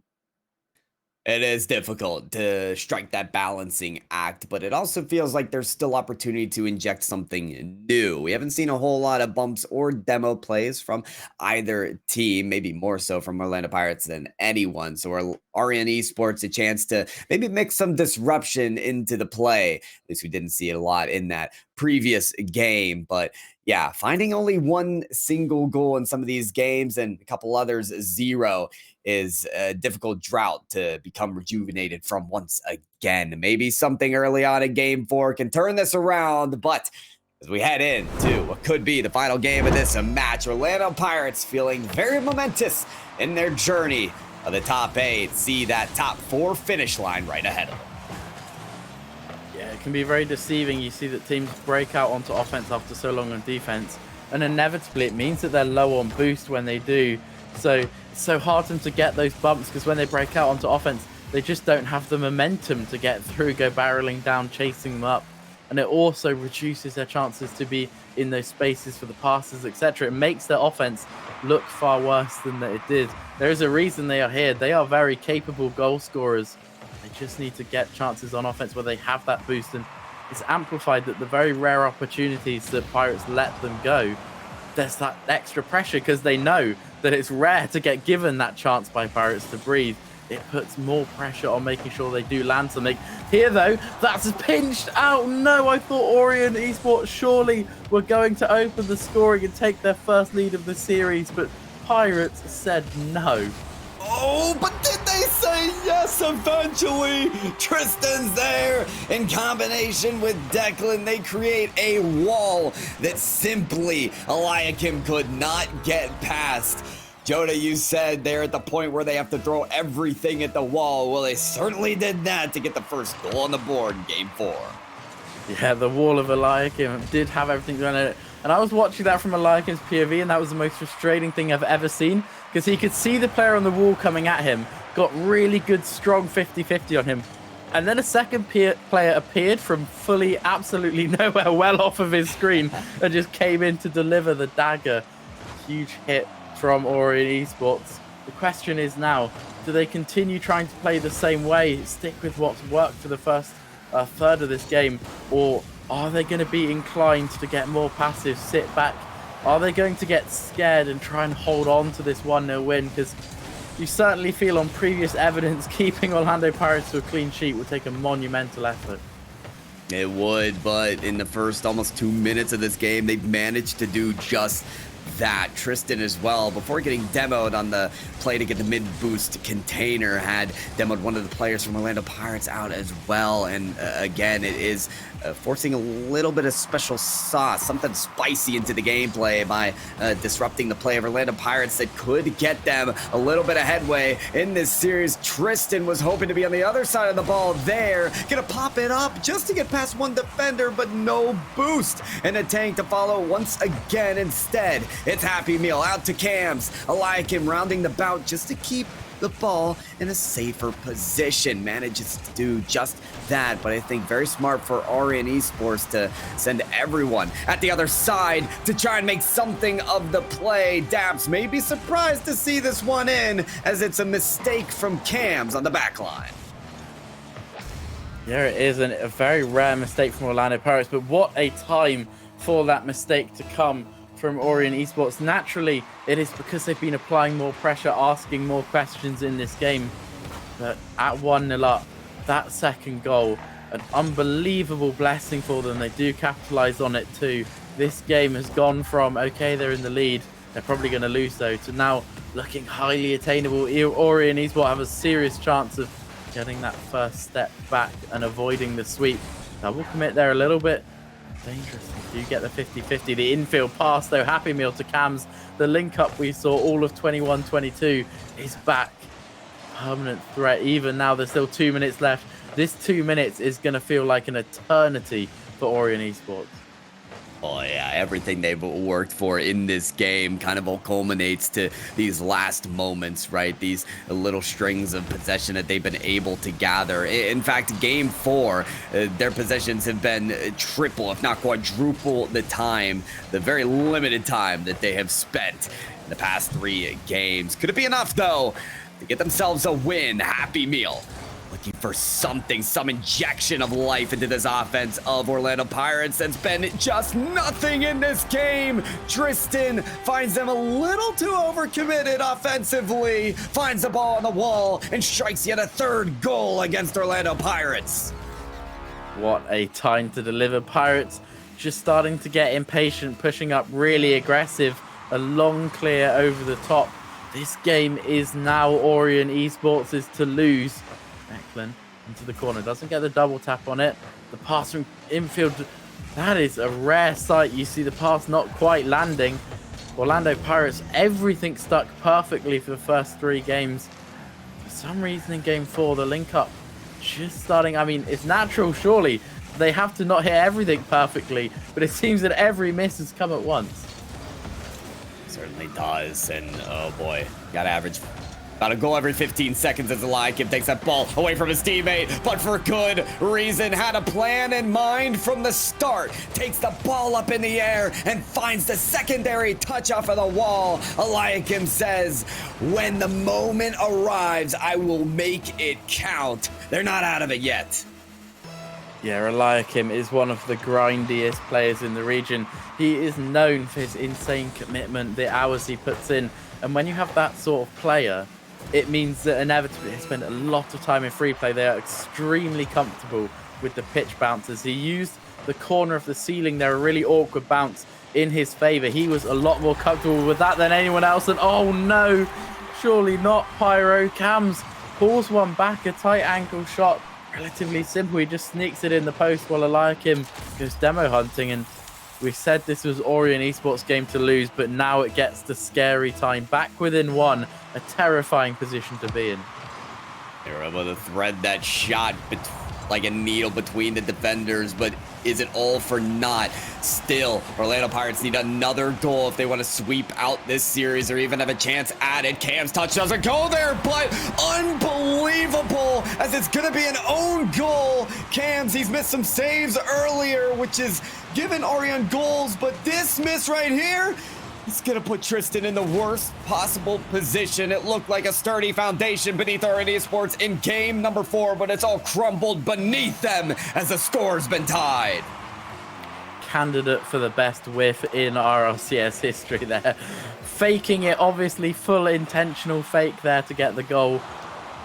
And now all the momentum in favor of the Pirates to pull it back. 3 goals behind in 1 minute. Can Orion Esports stabilize, get back in control of this game? They were playing so well in the first half. It started to slip away. Some great misfortune for the equalizer as well. This is a real mental test for them. Certainly is. This overtime has to be a refresher, has to be a ultimate challenge now for Orion Esports. Can they compose themselves to find one more goal, to find a win in this top 8 moment? A chance against the Orlando Pirates to take a win off of them. Tristan wants it badly. The pass off the backboard's not going to be enough for Declan as it's saved by Happy Meal. Camps now has a chance as we see all 3 players for Orion Esports in line on the sideline recovering. So he should get some time to bring this ball away from the goal line. Camps does just that. Has a chance off of the ball to send it ahead. Tristan wasting zero time, though. You're seeing Tristan make every single play, every single touch count. It's up at the ceiling, off of the backboard. Tristan can't get to the ball. Eliakim rounds out the play, and that's it. Arian Esports, a 3-0 lead with 45 seconds remaining, somehow find themselves behind the ball. It is Orlando Pirates with the sweep. It's the hallmark of a top team, an experienced team. The composure at 3 goals down in a game that looked like it should have been routine plain sailing. They were in for the sweep. Everything was going fine. And then we were starting to be convinced. I was feeling that game 4 was over. The first point was on the board for Orient Esports, but clearly no change from Pirates. They really didn't change up much. They just continued plucking away at it, patiently waiting for the chances to come. And when they did, they struck. They most certainly did. Arian Esports, it is a devastating, soul-crushing loss, but if it is anything, to have a 3-0 lead against Orlando Pirates, it should be a testament that top 8 may not have been a mistake. It is a chance for them to really stake their claim in this new season of RLCS. I'm sure Graybeard has some thoughts about how this match went, and maybe even that last 45 seconds of regulation time in that game 4. You know what? It had been such a almost regulation performance from Orlando Pirates. I think you mentioned that, Jota. But I actually made a note when Orient was 3 goals up and about a minute 10. I made a note, and the note said killer instinct, because my thinking there was, there are many reasons why I'm not a high level competitive player. One of them is I lack killer instinct. I don't like when people are down, just like kind of rubbing them in it and finishing them off, and I just wondered if there was a little bit of a lack of killer instinct in that game. I wasn't sure, was that an issue? And it's not something you need if you want to be at the top, but my word, all of 40 seconds, bang, bang, bang, leveled up, and then they take it. So, pretty good stuff. And what it does highlight for me, Jota, is that the SSA scene starting to seem a little bit like a layer cake. You got the sort of may contain nuts and Orlando Pirates, the icing on the top, and then there's a very thick middle, and we don't know where that all shakes out. But then there is a lower section closer to the base, and maybe Orient Esports, a young team, a new team, this is going to do them well, but they've got some stepping up to do. Yeah, I really do think this is part of their experience, and they will learn from this series, no doubt. The first competitive best of 7 they've played in a big environment. It's a different atmosphere. The first opportunity they've ever had to use a timeout in an RLCS series, and they took it nice and early, made sure to get the practice using timeouts, see how they feel, see what they can change. I mean, why not? I do think that they're criminally underused in the region as a whole. I think a lot of the teams avoid them. They prefer to keep their momentum, but look, they've got that experience, and top 8 also guarantees them a spot in the next regional as well. Top 16 locked in for that, which gives them another chance to get that through that Swiss with that experience, and maybe come back in 2 weeks' time, have another shot at the quarterfinals. So Jota makes a great point there, Pyro. There is what I've been gratified to see is there has absolutely been improvement in this region. When we see that middle section, there's more and more players. And then Orient, almost a little bit of a glimpse of the next horizon. We're summiting our first hill. There's another hill ahead of us. Orient Esports, other young teams, and there are other people I speak to, youngsters, 14, 15 years old, who want to go pro. So that is gratifying that there's an increasing depth and potential depth within the region. Well, think about it, right? Any other region in RLCS, every new year, there's a talk of the town, right? I'm from North America, so, when it was first Killer on the block, and now he's winning regionals with FaZe Clan. When it was Aqua, who's been kind of this star as well in some form in RLCS. Every new year, there's these players that are talked about. So why not SSA, Graybeard? Why not have these new players, these new young prodigies that are going to shake up what we know today to be the top of SSA? It should happen. That's what should put SSA on the world stage and make themselves contenders, and always pushing the ceiling from the bottom. So I agree. RN Esports could be a resemblance of exactly that. As Joe just said, they'll get another chance. Absolutely. Next regional, the way it's all going to shake up, they'll be able to get in that Swiss format again. So looking forward to what they're going to be able to come up with in the next one. All right. Well, 2 sweeps to get us going, and I can scarcely believe we're halfway through today's bracket. 2 best of 7s down, 2 more to come, and they've been pretty quick going. The first one a little unexpected, the second one maybe a bit more, well, if not expected, not surprising. But my word, I think we have a banger of a series coming up. White Rabbit Gaming, Millennial Times Gaming. I think this might be. It has the potential to be the series of the day, and we're going to bring it to you live. All the action after this break.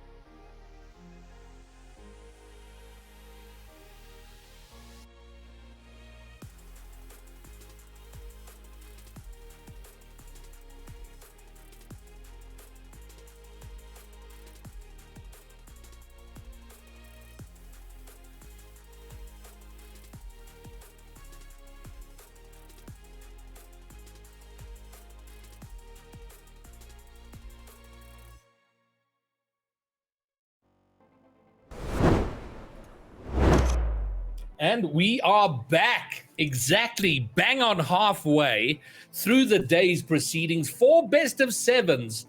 We've now had 2 of them. And Pyro has taken his leave. And Ultrazim, you're back. Going to be with us to the end of the day. I'm back. I'm excited for this.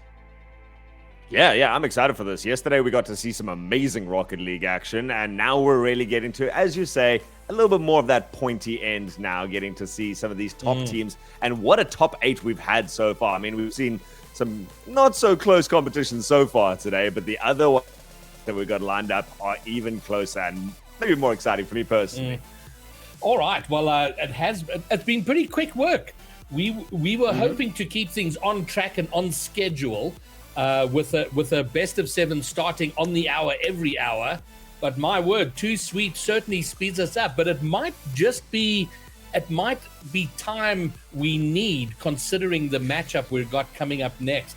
White Rabbit Gaming up against Millennial Times Gaming, and that's this. I mean, if there's any series, Jota, in today's lineup, this is the one that should be tense, tight, and go long. Yeah, this one's got Game 7 written all over it for me, but I'm terribly wrong on the first prediction, so I'm ready to be terribly wrong again. But surely this one has to be the one that goes really long. Well, it should be. Well, let's have a quick look at our bracket. So we've had 4 games on the schedule at the start, 2 of them done, 2 more to come. So we have Orlando Pirates and Reformed have secured their spot in tomorrow's semi-final. They will be duking it out for a place in the Le Big Final, and that could be juicy. I think with that we will get a real solid idea of where we stand in the region.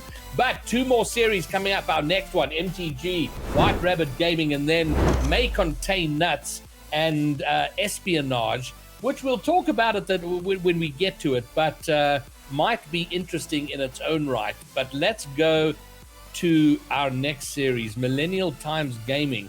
For me, a dark horse and threatening to again upset the apple cart, Ultrazim, in that sort of 2-6 craziness in SSA. Yeah, that's the thing is, Millennial Times Gaming, when you first said it on Twitter that they were one of the dark horses, I was like, solid team, like 100%. I really like the players that they've got on it.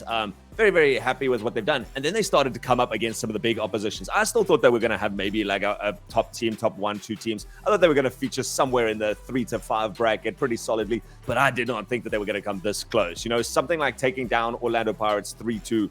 Very big accomplishment that they managed to hammer in already, and then looking very solid against everyone else. 3-2 versus Reformed and 3-1 against everyone else that they come up against. Very, very solid performance so far, and I'm very excited to see what they can do today. All right, I'll shoot your prediction. Who takes it? The Rabbits or the Millennials? Yes, you give this to me first up. White Rabbit Gaming, solid team, but pretty consistently solid. I think Millennial Titans Gaming has that ability, that unpredictability factor that they could just come out of nowhere, and if it's a good day for them, they could take on pretty much anyone. I'm going with Millennial. You, Jota. I know you're nervous about predictions now, but who? Go. I'm sold on Millennial Times Gaming. I'm buying into the hype train for them now.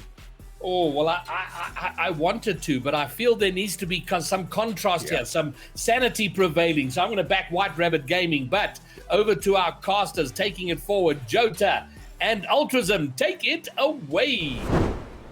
Thank you, Greybeard, for that one. And little extra bit of info that I want to share. Both teams have players who've never made top 4 of a regional before. So there is guaranteed in this match someone making their personal best RLCS record. I appreciate that, actually.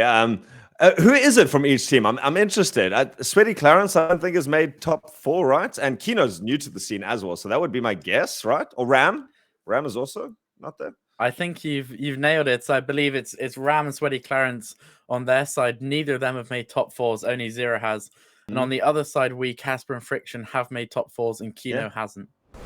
So 3 out of 3. Good trivia.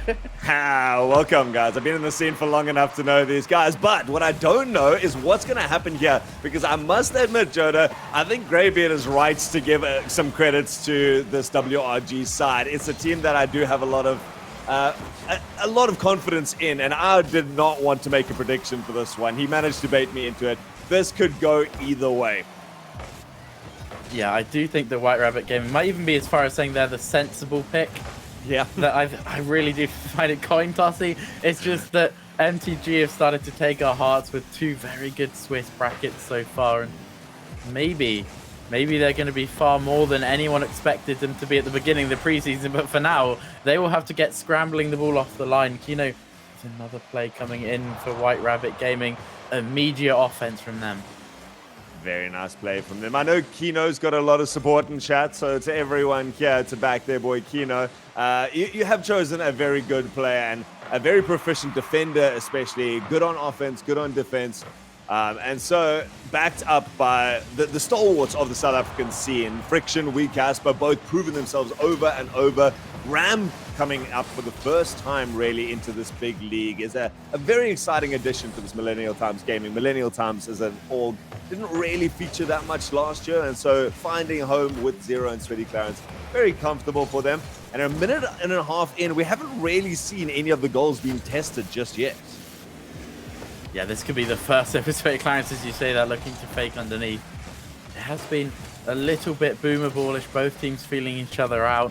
And I do think that in a series as close as this, and they both will know that this is going to be a close, long battle, neither wants to give each other an inch. No freebies to get things started. The other thing that I just want to say really is that I'm so happy to see the whole Digital Devils team. They have all found new homes, and they're all finding new success there. We shouldn't be surprised to see a whole good roster all doing well individually, but certainly for Zero, I think one of the players that was talked about less on that highly proficient Digital Devils team, showing that he's absolutely as good as his teammates were. Well, a little bit of miscommunication comes out there, leaves Casper in a dangerous position, but everyone here from White Rabbit managing to just calm it down for a second. Little mistakes, not going to cost them just yet. Kino going up in the air, finds Friction. Oh, what an amazing save that has to be forced out from Sweaty Clarence there as WRG look to put on the first very dangerous attempt. And now it's going around the other way. Zero's put it in. Zero's put it back into his own net. Oh, you have to stop and laugh there, otherwise you will cry. An amazing save to keep that one out. And I talked earlier about how they're not going to give away freebies. They weren't even going to give away sensational infield passes either.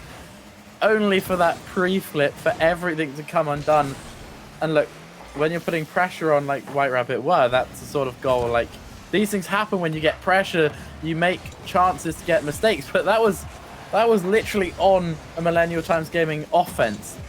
Just complete collapse, a nightmare goal to concede. Plenty of time in this game left, but redemption required. Well, it is, of course, the best of 7, so it means that a single mistake like that probably not going to be the deciding factor. Certainly not something that White Rabbit is going to be able to rely on consistently. So far, Millennial Times Gaming, other than that one moment, has looked very solid. Sweaty Clarence doing a stellar job in defense and putting some pressure on their own. Still, White Rabbit looking to carry this on, managed to get that 1-goal lead, and it's been a hard-fought goal for now, so I think they're going to be happy. We'll have to see if the rest of this game just gets decided by a single mistake, though, in the first game of the best of 7. Yeah, and you do say that. You're right when you say Millennial Times Gaming have looked really solid on defense despite that moment, but absolutely, White Rabbit have looked like a brick wall as well. They've yet to get through them. They've only got 1 minute to do so. Otherwise, that mistake will be what settles game 1. Casper launching a ball forwards. It's now the sort of time where White Rabbit Gaming can start to relax. They play their offenses slower, knowing that every second they run down the clock is a second in their favor. This stage, MTG only with a single shot on goal. Here comes the second one, which will be counted. They still have not had that many attempts. There's a big miss, though. Kino giving the ball over to Ram and then managing to clean up that mistake by taking out Sweaty Clarence in the center. Now looking to pick up the pass from the center. It clangs off the crossbar and eventually gets sunk by Casper. and there was a big gap in between them, but do not be fooled. That goal came directly from that demo from Kino, opening up the midfield, forcing the respawn, created a pocket of space, and boy, did they use that space well. Using the space well, getting up that 2-goal lead now. It won't be decided, it seems, by that single mistake. It is going to be much harder, though, for Millennial Times to come back when you have to make 2 goals in 20 seconds. Zero trying to set something up now at the beginning.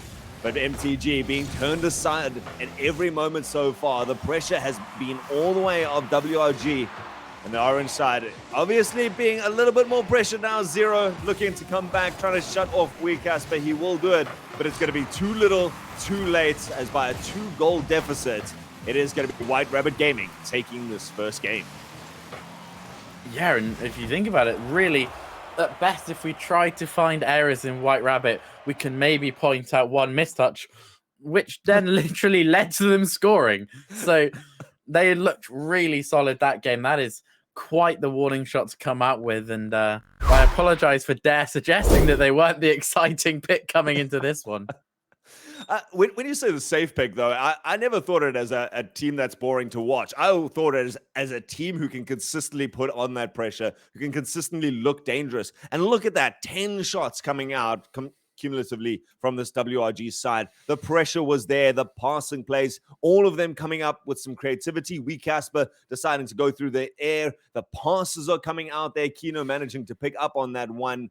And then obviously passing it back to Weecasper, who was the person to finish it off. Friction doing stalwart at the back. In fact, the one with the most shots in the front line. All of this WRG side is coming and firing well today. And we said that MTG had the opportunity to be the dark horse. And if they were playing well, they're not playing badly. They've got the saves, but they really need to transition into a bit more of an offense. They really do. And White Rabbit Gaming, they just played such balanced Rocket League, I think really is the way to describe it. Yeah. They were not excessive chasing demos. They were not excessive playing for boost. They were not going for crazy mechanical things massively, but they're just not making mistakes. And playing against a team like that, it's going to be really difficult for Millennial Times Gaming to break down, because they cannot just put some pressure on, wait for mistakes to happen. It's not a viable strategy. They're going to need to make something happen, whether that is by ripping them open with demos or creative solo plays or really slick passes. The bar has been set. They're going to need to do something creative if they want to break through. Oh, 100%. I think that waiting against a team like White Rabbit is a very dangerous option, because they are there to challenge you at every moment. They're going to be coming for any loose ball. They have the confidence to try for those 50-50s to create something. They're going to go up into the air very quickly and try and make something happen with their mechanical prowess. And so any moment that you're not challenging the ball as hard as they are going to be ripping that game away from you at every stage and leaving you on the back foot. This is bad, though. That touch off the backboard just was not there. It was a beautiful pass across the field. Friction getting it high. And Sweaty Clarence is being stalwart up there for now, but lets it drop down into the wetting arms of Weecasper, who sinks it home. Yeah, and that's what we talk about with the White Rabbit being consistent and not making mistakes. Friction in his own corner, one touch up, and the huge booming clear. He gets such a solid connection on that. And his teammates knew he would. They were already pushing forward. They had full trust in him to do so. This could be the creative prowess, though. Zero with the doink. Surely not. Sweaty and Ram all confused into the post. That was their golden ticket back into this. Man, you could see it. That touch coming across there from Zero was perfect. It baited out both of the defenders. It left it in the open, and I think that how opportune that moment was is what created that consternation between the other two players. They were like, this is our moment. Someone has to get on the back of this. Someone has to sink this. And they both end up getting in each other's way. Neither one manages to sink it. And it was the best opportunity here that Millennial Times has had. And they put it awry. Now facing onto the onslaught from WRG. And it's going to have to be MTG doing more work. Zero setting up something here in the center, but nothing coming out of it just yet. Yeah, but you can see now they're looking for the passes. This time they landed, and not just any landing. Top corner, 113 from Sweaty. If he had that 100 times in training, you're not going to put it better than that in any of the 100. That is top-notch finishing. That's what it takes If a team is really solid, they're playing well defensively, you just have to shoot perfectly when you get your chances. Once again, Zero being the person to instigate those plays, coming out there with a beautiful pass towards the center, like you say. And that is a training shot. When Zero can put it that easily in front of you, you've got no attackers, or at least no defenders trying to shut you down. You've got that space. Still, beautiful placement, like you say. Beautiful power. That's what you should be training. If anyone's busy trying their flip resets and their double touch and their backboard reads, make sure you can hit shots like that time after time, because that is what defines a good Rocket League player, in my opinion.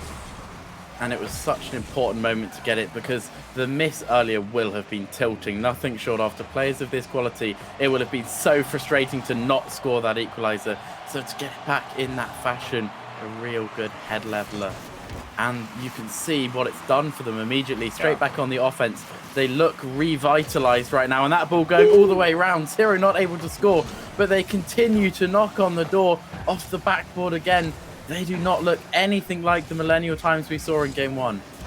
100%. You have hit the nail on the head there. The mentality is different now for Millennial times. They've realized how important it is to come in there. The pass towards the center. The shot is there. It has been Millennial times hanging around this blue goal for ages, trying time and time again, creating consternation, making opportunities, and eventually beating it out through pure brute force past the two defenders. Yeah, that one was not the pretty finish. It was not the spectacular display from the last time. That was just pure volume of shots, meant eventually one of them had to get through the defenders, unsettled low on boost from all the previous efforts. It does finally make its way through, and that is a wholly deserved lead from Millennial times. You feel this is not a game that they've stolen. They've looked better now, but they cannot afford to let off here. 1 minute 30 to go, still plenty of time for White Rabbit to get back into this. They need to keep their foot on the throats if they're to take this one. Oh, 100%. But you're right that this has been a different mentality. It's interesting to see that Millennial times at the end of the game only had 2 or 3 shots by the end of it. They've already gone up to 7 compared to the only 3 of W1G. So the tempo has completely turned around. Oh, and the bump on rotations out there. Beautiful play. Sweaty Clarence popping it into the corner there, doing enough work to keep following it up. It was actually Ram that goes there for that demo and gets the extra defender out of the way. Crunch down. Zero manages to slot it through. The team unison to get a 2-goal lead. Yeah, Ram by name, Ram by nature, blasting through the defense indiscriminately. First demo and the second bump. Really good from them. And this is why we were high on MTG. We were hyping them up and we said they can do this, and that is why you must never count out White Rabbit. Kino so consistently fast up to the ball, gets there early, just off the edge of the post. He did not have much angle to work with there. He finds it, and still there is no moment to breathe for Millennial times gaming. They cannot afford to lift off their 2-goal lead straight back to 1. They need to continue this offensive play if they want to hold on to the lead. 100%. Great read at pace from Kino there. And this is why we were saying at the beginning, this is going to be a difficult series for both these teams. It's going to be a difficult series for us to predict. And clashing. MTG back into the attack now, testing friction on the back line who has to come off the wall. Sweaty Clarence up to this one, pops out. Ram's up for this. He's going to send her back towards the center. And very calm moments coming out there from the WRG defense. Popped up high. Kino's going to test Ram at the back line. Wee Casper was there to meet it. Zero now trying to contest it on the wall, and back and forth this goes. WRG, 10 seconds left on the clock. They would love to take a second game in a row, but it may just level out. 3, 2, 0 back on the offense, trying for the musty flick just to end it in style. But it is going to be a level series. Millennial Times Gaming takes game number 2. And you know what that means? As early as this, we officially have it. We have broken the sweeps for the day. We can promise you we will not be heading that direction. And, of course, no reverse sweep either. We can't have any other flavor of sweep too. And this really is teeing up to be a cracker. Man, I just come in for like 3 seconds and we're already back out of this. We're tired of the boring Rocket League. We're tired of the one-sided. We're here to see an amazing clash. And what a performance these two teams are coming in there. This time, Millennial Times grabbing the game by the throat and coming in and saying, we're going to put in our 10 shots this time. WRG taking the defensive line. and still putting on a couple of good attempts forwards. But you got to say, even with this close scoreline, it was a much more MTG tempoed game. Yeah, the question is now, how do White Rabbit adapt? I think that they're going to have to start taking significantly softer touches.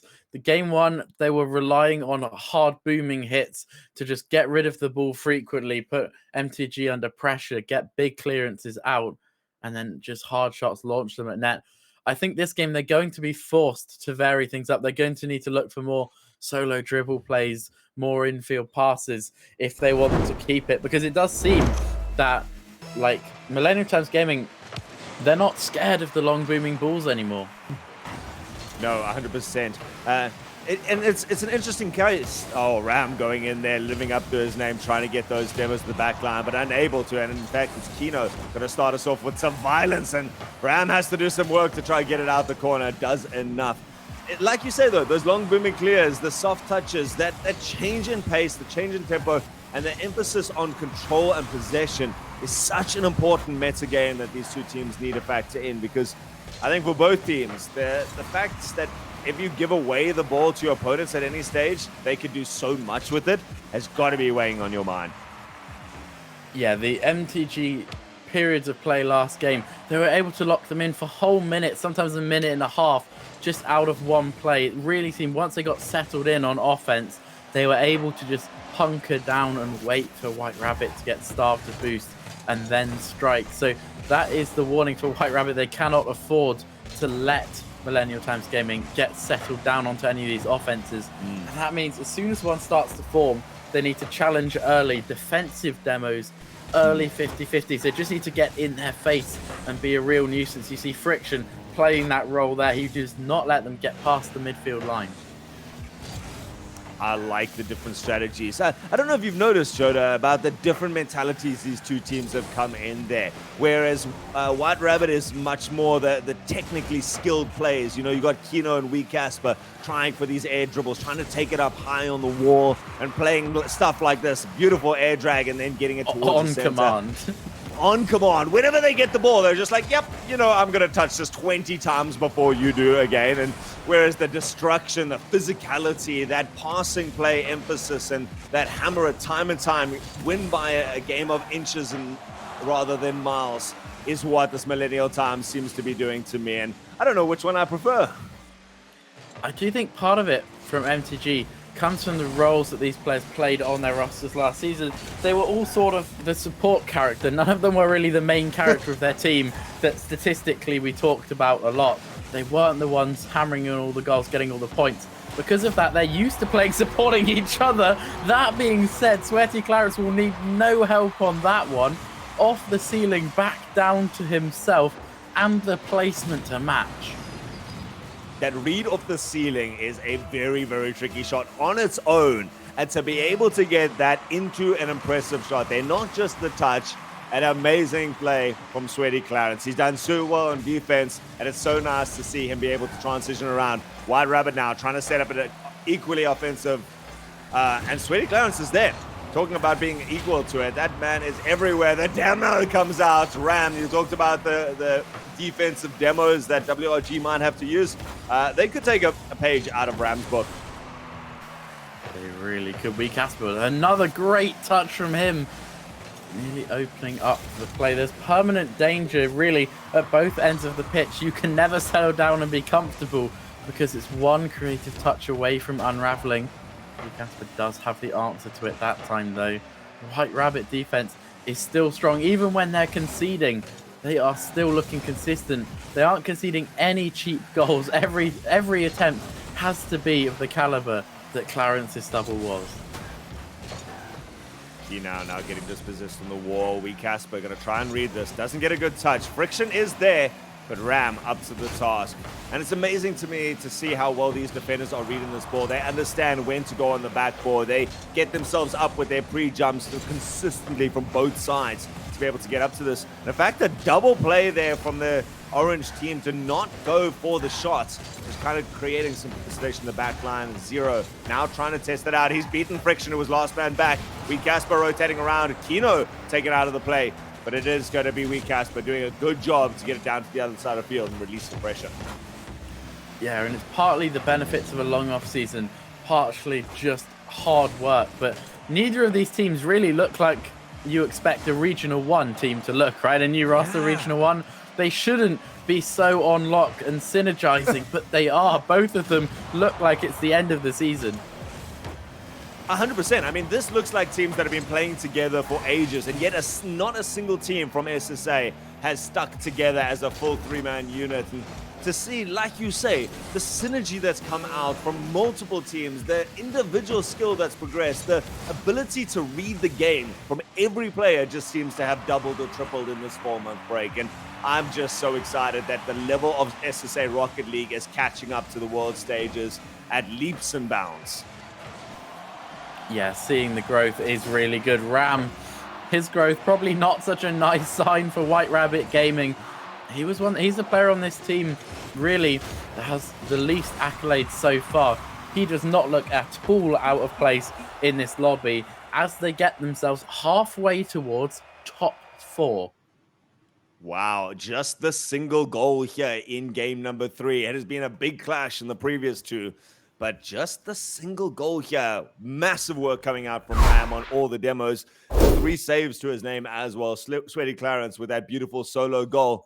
And both teams taking less shots here. WRG finally managing to pip out that number of shots advantage, but not by a lot, just 6-4. Both of them just kind of tempoing it down a little bit, Jota? Yeah, I think both are starting to settle into this. And sort of like last game, I think MTG caught White Rabbit by surprise with just how hard they came out of the gates and how strongly they were able to maintain offenses. That was sort of the warning shot. White Rabbit have adjusted to it, but ultimately when a team is playing really well, there is no adjustment that just solves your problems and makes you start beating them again. So they've adjusted to it. That game, to me, was pretty much as 50-50 coin toss as they come. It really was. Just a single impressive goal there. And WRG had some testing moments there. They were putting on some great shots. They got the passes together. A little bit less of the back and forth passing plays that we are used to seeing from them, but not afraid to get creative, get up into that air, try and pop something out of the corner to teammates who are still waiting there. The rotations are still looking solid from both sides. And I'm very glad this is a best of 7, not just a best of 5, because even if Millennial Times take this next game, oh no, Kino, he's just not able to get it out to the side. It bounces off the side here. Sweaty Clarence going to get the credit for this one, just a pinch of friction. Kino, that bounce off the side there, that is cruel and malicious. And with how low scoring these games have been, that could matter so much more than a normal mistake or a normal kickoff goal could. You really do feel that could be so important as this game gets into the later stages, and it immediately puts White Rabbit on the back foot, 1 game behind and 1 goal behind, and nearly 2 there. The crossbar, their only friend in that moment of need. How did neither of those go in there? Kino now doing the work, but Millennial Times had 2 fantastic opportunities, and they tried their hardest to make them count. Both of them just a little awry, and it means that White Rabbit somehow stick to just the 1 goal deficit. They might be able to turn around now. Kino takes the shot, and he sinks it home. You cannot help but think how different this would be had that shotgun crossbar down only 10 seconds ago. They could have been 2-0 up in the game, cruising towards a 3-1 lead to 3 match points. Instead, we are straight back level. So important to get back into games quickly. The longer you let a team settle down on the lead, the more they get into their rhythm. So getting that equalizer as quickly as they did is a huge boost for White Rabbit. I think they're going to be very, very happy. You know, a couple of games without scoring is not a mentality you want to be in. 5 minutes denied in that previous game and managed to pick up their first goal in a while. Now they're back onto the offensive. Weakasper testing the back line well, forcing out more good saves from Sweaty Clarence. Now Ram going to try to slow it down. Let's go the ball a little bit too far. Kino pops it up. This is a dangerous position. Sweaty Clarence manages to get away with Weakasper missing that transition play. Still, though, this WRG side seems to have been revitalized. They're cramping up the orange goals and not letting this ball get past the halfway. I say that, though, the clear comes out with a bomb from Ram. Yeah, we're starting to get to the point where both teams are able to deal with each other's attacks strongly and well and forcing great things to come out. But also, the other element that gives is it puts so much more emphasis on counterattacks here. Zero looking to make one happen himself. It really does seem that both teams' best outlet for goals at this moment in time is counterattacks.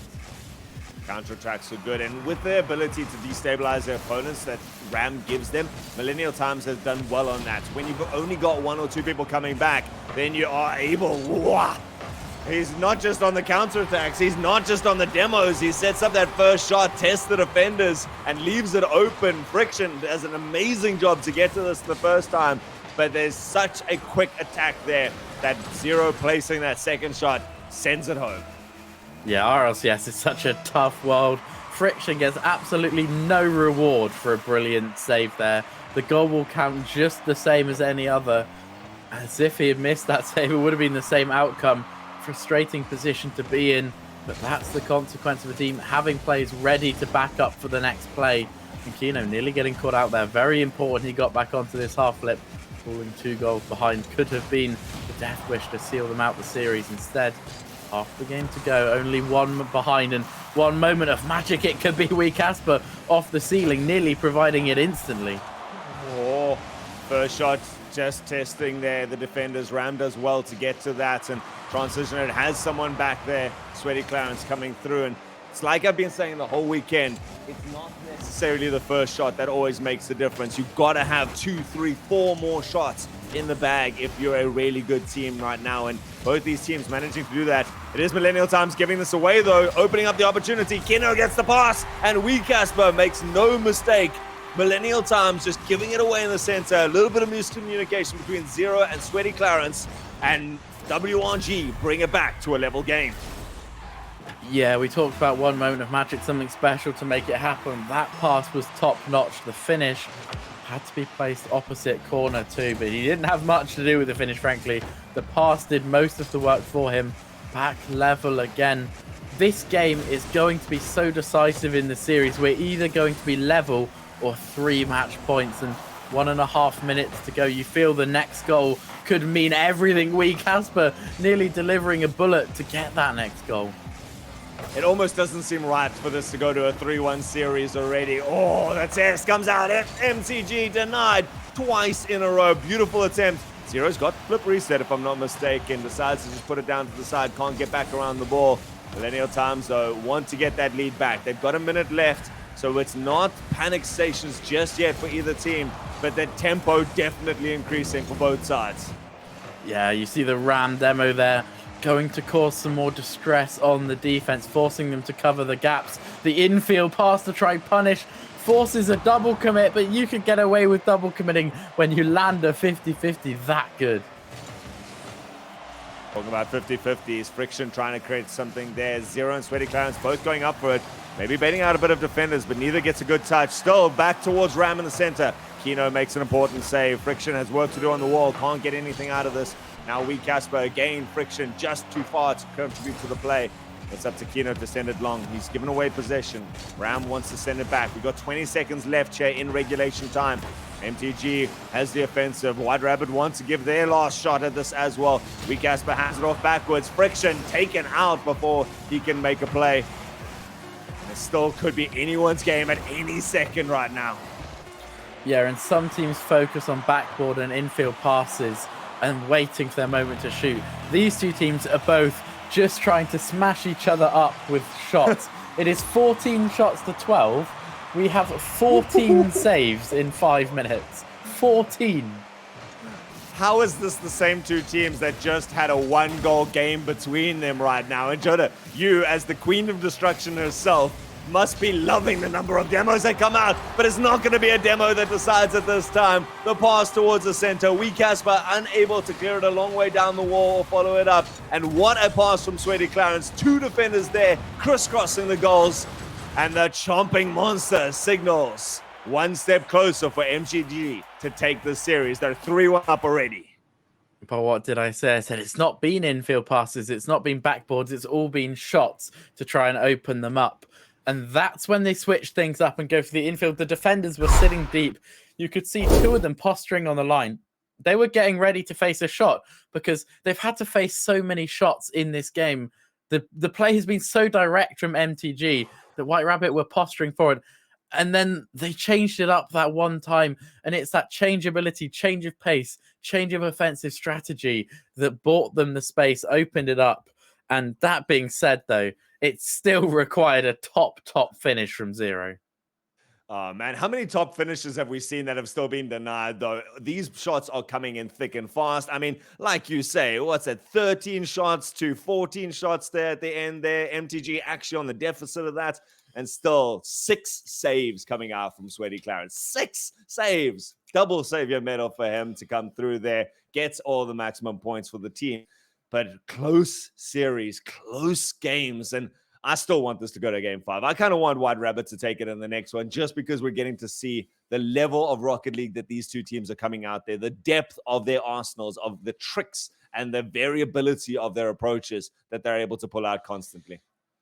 Yeah, and they may just have a few more tricks up the sleeves. Another White Rabbit in the hat, if you will. They're going for a timeout, facing 3 match points. This is the time that they've chosen to pull the trigger, take that extra minute break to talk things through. It's going to be a tough one to talk out because I feel that the meeting's kind of going to be, well, we're playing pretty well, to be honest. Like, what do you say in there if you're them, other than keep it going? Hopefully the luck will land our way next time. I mean, this is where you really need a good coach on the back line who's been able to watch this and try and come up with some brand new strategy, because right now, what more do you really want? If you're WRG, you're getting that control of the ball. Maybe in the last 2 games, giving away possession a little bit too much. They're being tested so badly on defense that they're just not able to get those passes together like I touched on earlier. But it's not through lack of trying. It's not through lack of 50-50s.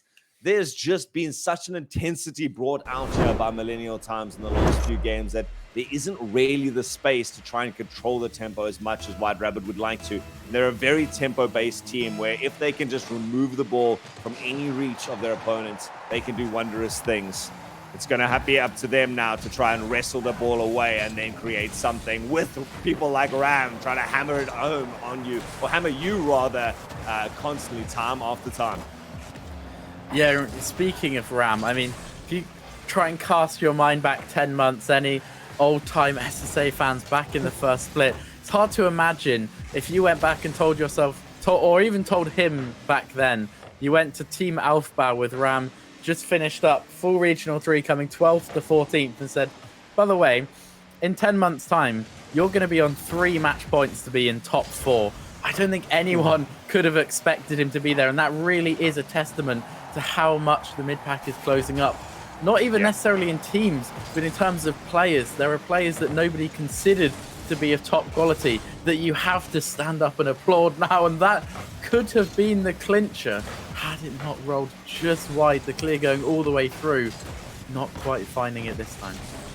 Yeah, you're 100% right. The depth of the players base in SSA has been huge. We used to have, 5, 10 amazing players at the top, and then everyone else was starting to get into it. And the motivation that these players have taken from having an SSA Rocket League, an RLCS spot, has given them the drive to fight it out. Sweaty Clarence, Zero, all of the players on this field have come through. Like we said, half of this pitch has not made top 4 previously, and yet every single one of them seems to be deserving it right now. Sweaty Clarence looking for a sneaking shot under the bottom there, Zero having been denied previously.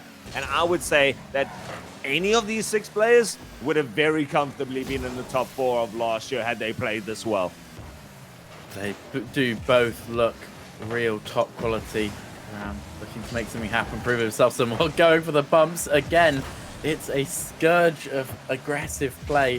White Rabbit have been dodging it for now, but they do not look comfortable. You see Kino waiting deep in net. It's an unusual position to posture, but I think he's forcing himself to play a bit deeper into net, hiding around the posts, because that's the issue, right? When you have a team that's so aggressive, you start assuming that they're always going to be there behind you. And then even when they're not going and demoing, the demos are having an impact. Yeah, you've got to be always with one eye to the side there. Now Kino taking, sorry, that was Weecasper taking a page out of this MTG book there, trying to go for a demo themselves. So far, though, this MTG side playing so closely together, never in each other's way, but always there to back each other up and not afraid to change up their pacing. There is Sweaty Clarence trying to get it out there. Pinches it back towards his teammate. Actually just squeaks it past Wee Casper, who was challenging it out there. 3 minutes, though, on the clock, or taken off the clock now. We've only had a total of eight shots by both teams. And still, neither one managing to find it out. Somehow, Sweaty Clarence does enough to deny Friction. Heartbreak once more for both these teams, and then nearly slots it down to the other side of the field. Both teams want this opening goal because you feel like it may just be the one goal that determines it. Yeah, and of course, being on match point, MTG are playing so patiently. They know they just need to wait for that one opportunity. There's no need to rush it. And if they take that opportunity when it comes, that is series done. On the other hand, White Rabbit also somehow like opposite situation, yet same outcome, where because they're facing match point, they know that they can't afford to give anything away. So they're also playing cautious, waiting for the moment to strike. Both teams have taken that strike and hit the inside of the post so far, waiting for that next big opportunity to deliver. It won't come for Ram here. He gets lost, actually. That could give a quick counter to White Rabbit. Friction up, doesn't get the double, though. It's really just these half chances. And the later this game gets on, the more we get towards that cliched big mistake or moment of brilliance. And more often than not, it comes down to a big mistake, it has to be said. And in this situation, so much pressure mounting now. It's been remarkable, though. The pressure's there for both sides. Like you say, those mistakes are so pivotal. What a 50! What a 50 from Sweaty Clarence to just pinch that through there. And once more, this MTG side backing each other so well that Ram instantly, with the momentum, comes through past, manages to pick up that ball, and there's no one left at home for WRG. The counterattack too quick. And 31 seconds left on the board is all WRG has to try and stay in this and fight for that top 4 position. Yeah, if you're really harsh on it, you think maybe the White Rabbit Gaming players should have tried to just lose the 50-50 into the corner to make sure they didn't give a shooting chance. But who in their right mind with 20 seconds to go goes, yeah, you know what? I want to lose this 50-50 instead of try and win it. He really believed in himself, and I believed him in him too, until Sweaty Clarence descended from the heavens.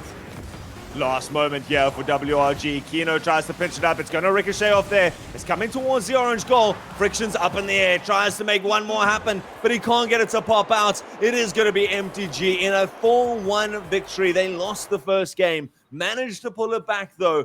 And with a plum, that 4-1 does not tell the full story of how close this game actually was. But I think that MTG are going to be very ecstatic with how this final score looks like for themselves.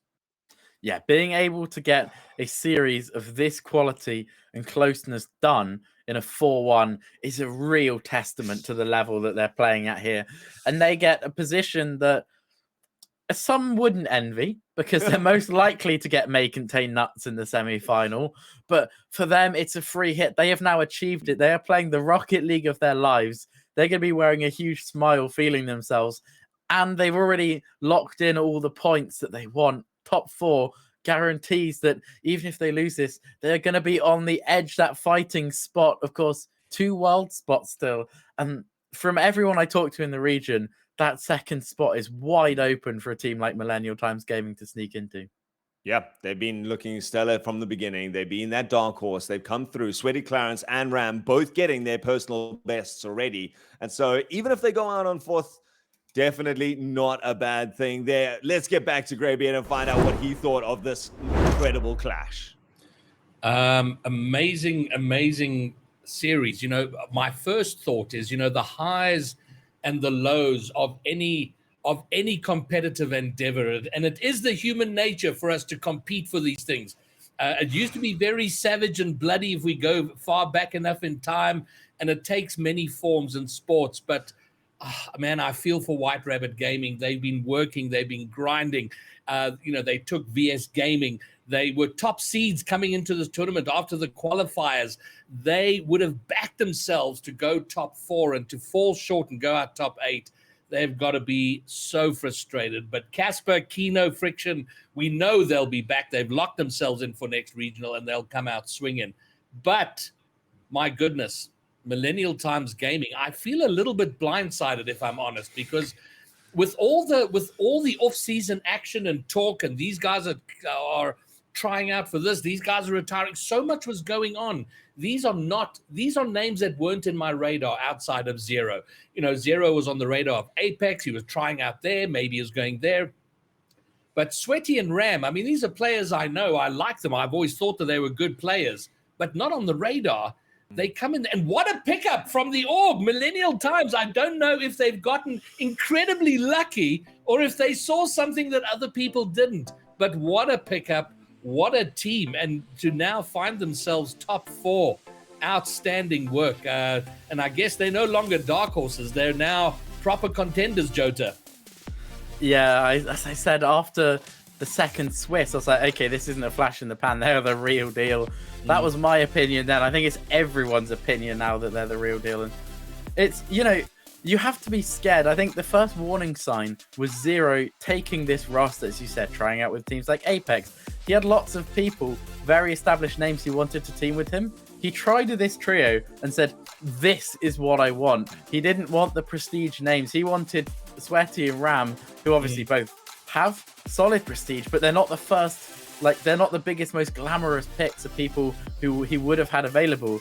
So the fact that he chose them shows very clearly that they immediately clicked. He must have seen something that he thought, you know what, this team is going to be the one. I have faith in them, and clearly a very good pickup. And then Alt, I mean, it wasn't a sweep, but it was the next best thing, 3-1. But you made the point, and I think it was true. It was a lot closer, and I was thrilled. We got to see Wasteland. It was looking a little dusty. We haven't been there in a while, so we at least went a little bit of a way. But MTG just able to keep themselves a little bit ahead the whole way through. And it didn't look like that was a certainty at any stage. Even when they had a 2 or 3 goal lead, White Rabbit was there close behind them, looking to hit those shots in there. It just seemed that the pace wasn't there from White Rabbit. I don't think it was them taking their foot off the accelerator. I think that they just didn't have that extra pace that caught Millennial Times in that first game. It was very much in the first game that White Rabbit was taking the ball away from Millennial Times. Millennial Times was kind of standing back, waiting to see what their opponents could do. And I don't know who made the call, whether it was a coach decision or just a good team rallying to pull together and go like, okay, we need to step up. And the ability to then step up and actually keep up with that pace, take the ball away, focus on their own gameplay from MTG. Fantastic leadership coming through there. Great maturity from a relatively inexperienced team. And the fact that we've now got teams that can come together like this and show that we have such a great ability to find the team that fits yourself. Jota just touched on it, that Zero came in here with these 2 new players and went, it's not that any of us have been bad players before. We just needed to find the right connection, the right unity, and that right game plan that works for all of us. All right, well, 3 of the 4 semi-final slots have been filled. 1 more to be decided. May contain nuts. MCN up against a resurging, I guess, Espionage team. That coming up next. A tough battle for Espionage. Can they make a gargantuan upset? Well, let's see how that plays out after the break.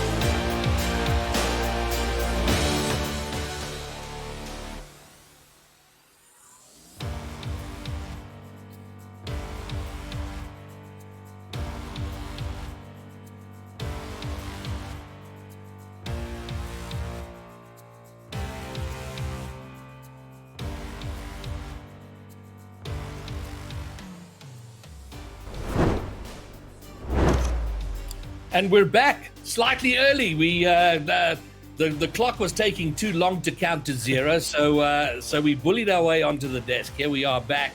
3 out of 4 series done. The last slots in those semi-final to be decided may contain nuts up against Team Espionage. And a couple of things I want to say before I throw to the desk is, first of all, Snowy has made 295 appearances in RLCS, which must mean that Darth must be the same. I know they had a sub for one game. I don't know. We know for sure Snowy's 295. So there is the potential of tomorrow, if they get through to the semis, of them hitting 300 appearanrances. So that's a pretty cool stat. Is that individual? Is that games or Yes, actual like series? Individual games. Yes. Individual games. There we So go. it could happen today then, maybe. Well, it could happen. Yeah. Well, so that brings up the next point, which if it's not a sweep, it could actually happen today for sure. And both teams have interesting characters. Snowy, been around a long time, has mostly let his skill do the talking, but hasn't gone out of his way to make friends by and large, but he's backed it up with some skill, with some very good skill, and has been top of SSA Rocket League for many years. Then on the other side, on Team Espionage, we have Olympic, who often probably lets his mouth get ahead of his brain too often, and didn't have the skill to back it up. But I have to say with him, in the last several months, I've seen him working really hard, A, on his game, B, on himself, working to be better at the game and to be better as a person within the community. And, in our efforts, we often fail in our moves in that direction. But I have to say, been impressed with how they've played. And already they've achieved their first target, Ultrazim, which is to make top 8. Yep. Olympic has been someone, I mean, he and I have even had our little clash where I'm like, bro, why? What is this from? And we came back afterwards and it was like, it's all in jest, it's all good. And he does mean it like that. But like you say, his skill is now there that I don't think anyone can scoff now and call him out, because he is here. He's in this top 8. And I'm sorry, still a team that could deserve that top 4 spot. I think it's difficult to say who exactly deserves it. I think it's going to be very difficult to get there today. But top 8 is still nothing to scoff at. Really good team, and Olympic has been a pivotal part of that. He's been doing fantastically, probably the top goal scorer. In fact, I'm almost certain it's the top goal scorer here for Team Espionage, doing fantastically well in the defenses, leading the team with a lot of aplomb. And so the real maturity of someone like that coming into the community has been so nice to watch since last year. And then Jota, Olympic will not be shy to tell you about they had a best of 5 against May Contain Nuts in the qualifier, which they ultimately lost. They took a game off them though, and every other game went to 1 goal, and Olympic will. So, I think he recognizes the tough spot they're in, but there's a determination and a little bit of confidence there that maybe, just maybe, they cause an upset, and I don't know if there's a world that happens today. Yeah, you talked about how different personality-wise Snowy and Olympic are, but they do share a couple of key things, and that is a real passion for the game and a real confidence, a quiet belief and a fight. And that is what you need. If you're ever going to make an upset, you have to believe in yourself. And what that 3-1 loss did for them definitely helps. They know that, okay, they're behind. We all knew they were going to be behind May Contain Nuts realistically, but it showed to them, proved to themselves that the gap isn't so big that it's impossible. They know that they're not turning up to get swept out, and it can help them come in with confidence and belief. And we saw it before. If you come in as an underdog, okay, maybe I'm going to get slandered for labeling Reformed as an underdog when I did. But look, when you come in, it's so important to have confidence, believe in yourself as a team, and get them unsettled early. And I do think that is an ingredient that Espionage definitely have. Is it enough to take it to May Contain Nuts? That I'm a lot less confident to say, but they definitely have the confidence needed to step in and bring a fight. All right. Well, prediction, Jota, having gone through that very long speech. Yeah, I'm going with May contain nuts. Like maybe one day, but I don't think today. I think they need to lose to them a few more times first before they can overcome that hurdle and get a surprise. All right, fine. Well, that'll be all from Jota. Thanks for coming out to hang and casting and giving us your insight. And to bring you the last game, myself and Ultrazim will head into the booth. And Ultrazim, there's two pressures going on, or lack thereof. Espionage know they're the underdogs, and there's a certain freedom that comes with that. You know, where the weight of expectation isn't on your shoulders. On the other side, though, may contain nuts. They're supposed to be the big super team, the one that's going to dominate all dominations. How do those factors, are they at play here, and how do they impact things? Let's be fair. Even when this was still the old Orlando Pirates side, they were always the team with the target on their back, where even if they didn't take it series as cleanly as everyone thought they should, people still hammered them. And so I think that someone, for at least Snowy and Darth, they have been used to having a big target on their back. They're used to being the team that everyone's waiting and to see when they're going to lose. And so that's, okay. I don't think it'll change their psychology that much. It will be an interesting test. They would like to take this as a 4-0 sweep as we get into game number 1.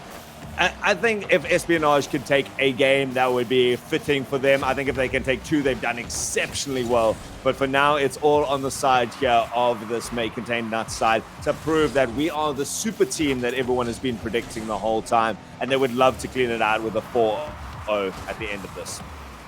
And in a almost a tradition with this team, or with a Snowy team, is when they do give up games, it tends to be the first one.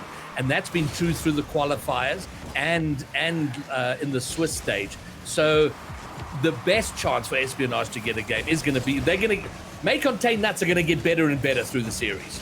Oh, yeah. You know, they've always got something else that you can pull out of that back pocket. You've got more tricks that you can do. You can get your synergy as they start to read it. They're a team that adapts very well to what your opponents are doing. And so you're right that this first game, especially if this Espionage side can pick it up quickly, get some sort of very nice quick play that's just not expected, because you're not going to get away with the same tricks over and over against May Contain Nuts. All right, well, I guess the first surprise, and I did notice it last night as well, is that Snowy actually has a decal. He's got the neural decal. He's not a fan of the cosmetics, is Snowy, but we see him in a decal tonight. And I'm not sure the reason, but make of that what you will. But here we are, over a minute and a half in. We're yet to see an opening goal, and that's got to be good. That's got to make Espionage feel a little good, like they can hold their own out there. Yeah, 100%.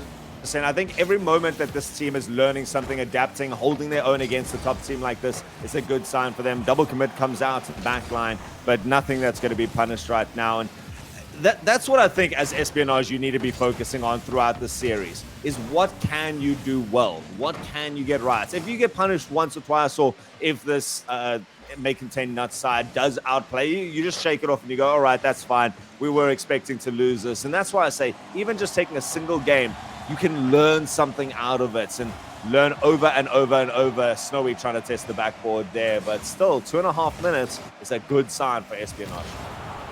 Yeah, and it is, and being in a best of 7, there's a bit of time to get settled. But it will be, the Nuts team will not enjoy going such a long distance without scoring. Let's see what they tried. I certainly don't think it'll make them change how they're going to approach this. Kind of sitting back a little bit right now, not wanting to overpressure their opponents and overcommit themselves. A nice little fake out there. But it is a play style that we're so used to seeing from this May Contain Nuts, is that they like overcommitting a little bit or pushing very hard when they're on the aggressive. So for now, just respecting their opponents, realizing that there is a long way that they need to go in this tournament. Let's just play the more passive game. You know, holding someone like to die for deep like they just did is a sign that they're not ready to give them, take away credit from their opponents for now, I would say. All right, well, 90 seconds to go. We're still looking for an opening goal. And I've been trying to figure out who this Lore 6S is. It must be Siphon. Ballum was subbing in last night, and I'm thinking that it has to be Siphon. Back in the main roster, we're going to see the first goal. Darth gets it in, and it became courtesy, or at least assisted by, a demo here. Olympic realizing the danger, trying to book his way back to the goal line, and is removed. At the end of the day, still a very nice touch there from Garth to read it out of the corner. Not an easy shot at the best of times, but he just makes it look like that. And like you say, oh, that's a better goal. That's a lovely goal. The pass from Garth now. Just the whole pace of this MCN line coming up there. The 1-2 play coming out from the corner, and Tadifo intercepting it in the center. All right, one goal leads to another, as is the Rocket League way. And suddenly, just like that, may contain Nuts, 2 goals in front. And looking good to take game 1, unless... I thought that was going to be a third, unless Espionage can find a way to turn it around. And what worked quite well in other games, admittedly not against this team, was Olympic. Olympic did such a great job of disrupting play upfield, and then Boyd taking on the job as striker. He just scored. He couldn't stop scoring last night. So we're going to want to see a lot of that from him, and combined with the work of Olympic up front. Oh, 100%. I think the true measure of how well this Espionage side is doing is how well they can keep on consistent pressure against a team like May Contain Nuts. You know, May Contain Nuts very good at relieving that, throwing it to the other side of the field, using mechanical skill to drag it through the air and just get themselves out of trouble. If Espionage can get a good offense running and push time after time, get a couple of the shots. I mean, I've been harping on it all weekend. Get that 3rd shot, that 4th shot, that 5th shot in there. If they can get a couple of those goals, I think it's going to be a good sign for their progression and their future prospects as an organization. All right, well, they're going to still be looking for their first goal come the second game, unless they can do something while the ball's up in the air. They won't. MCN, the Nuts team, take game number 1 in this quarterfinal action.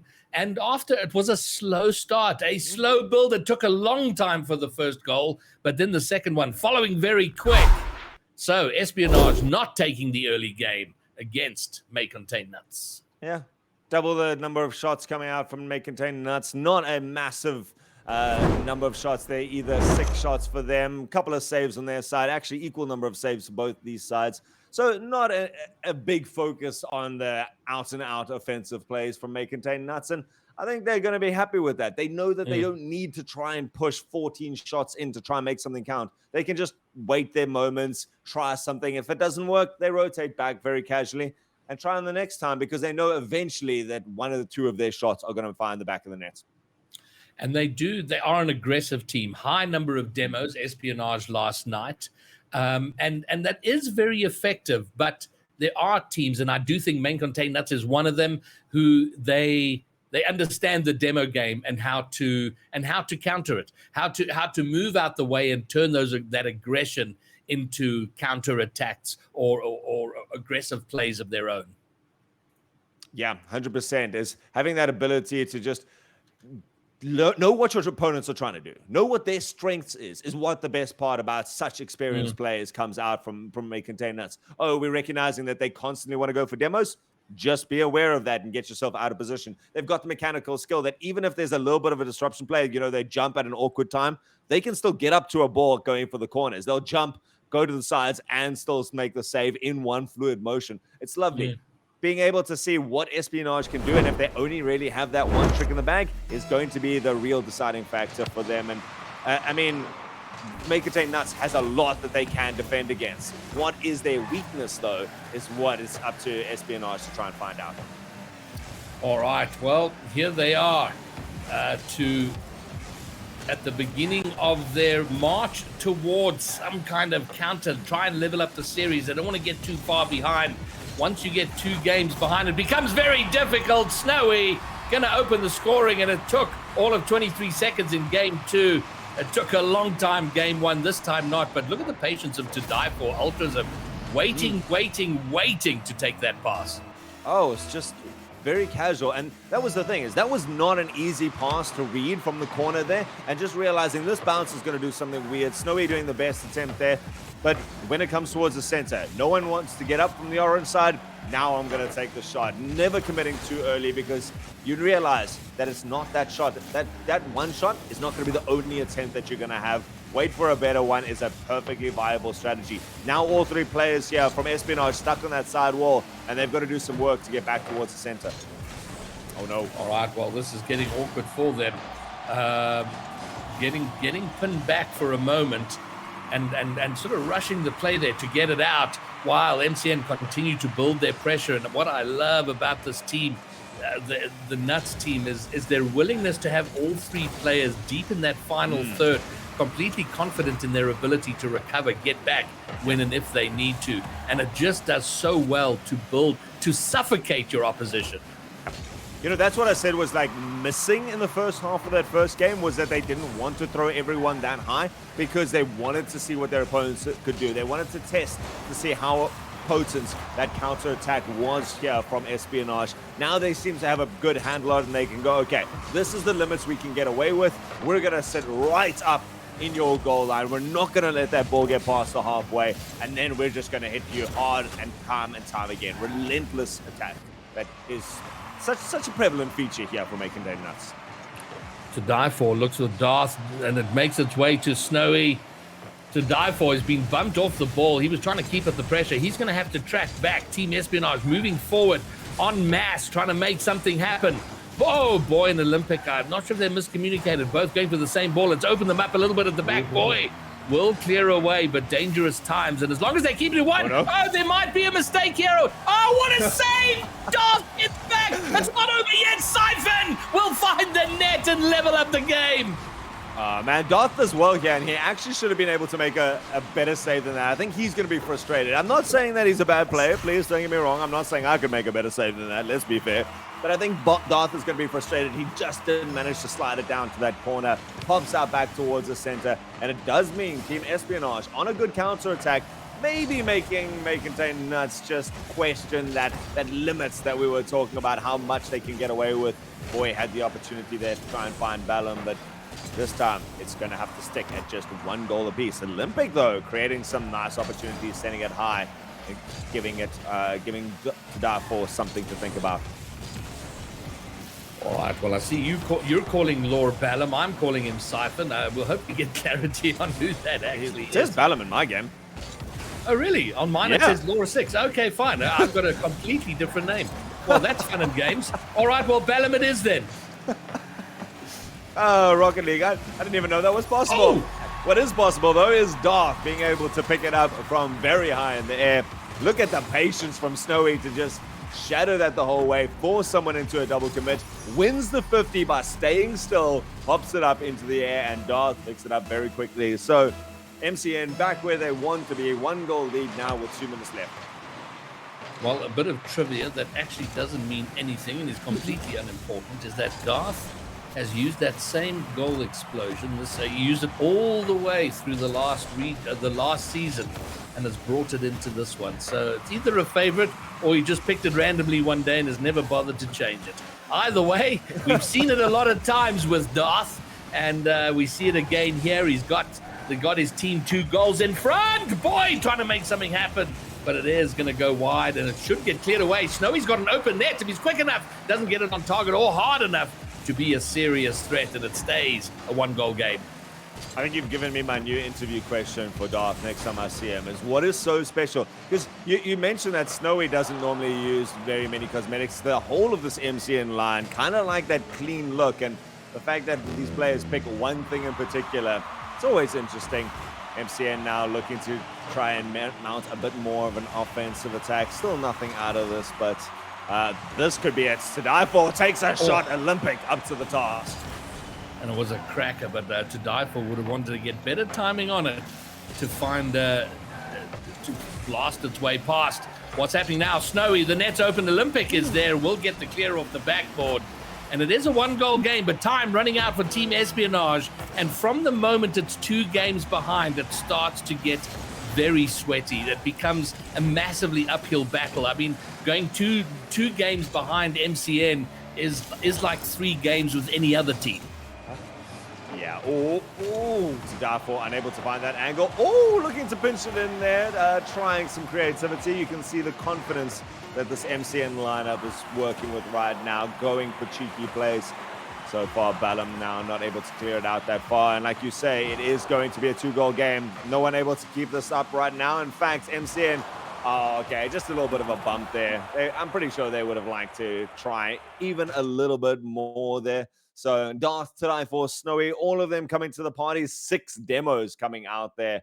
I think that was Darth on the side that had that 6 demos, 4 saves for him. So 7 in total, in fact, from May Contain Nuts is an interesting stat there, with Team Espionage putting on just short of the number of shots that May Contain Nuts. They're trying to find their own spaces into this game.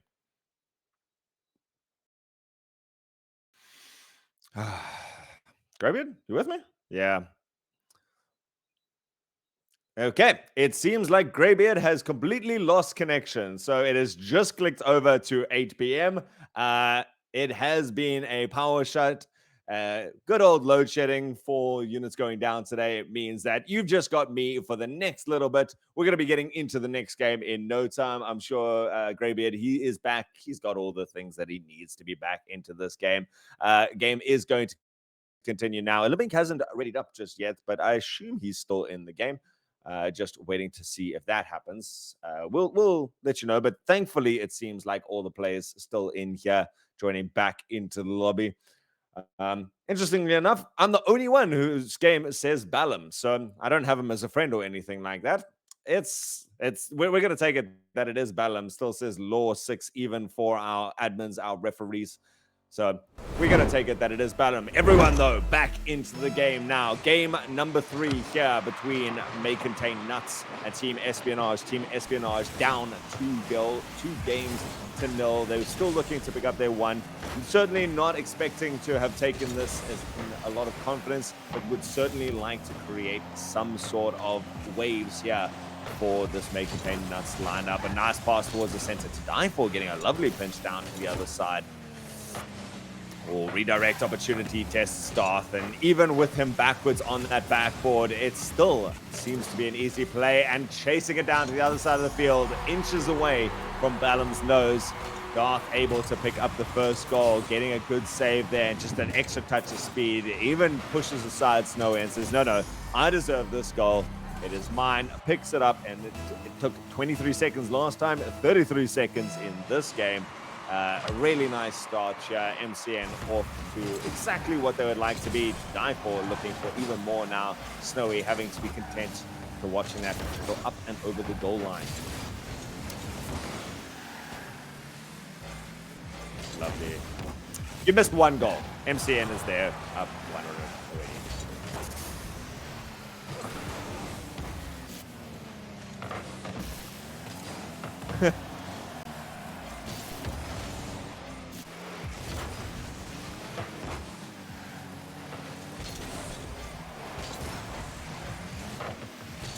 Yep.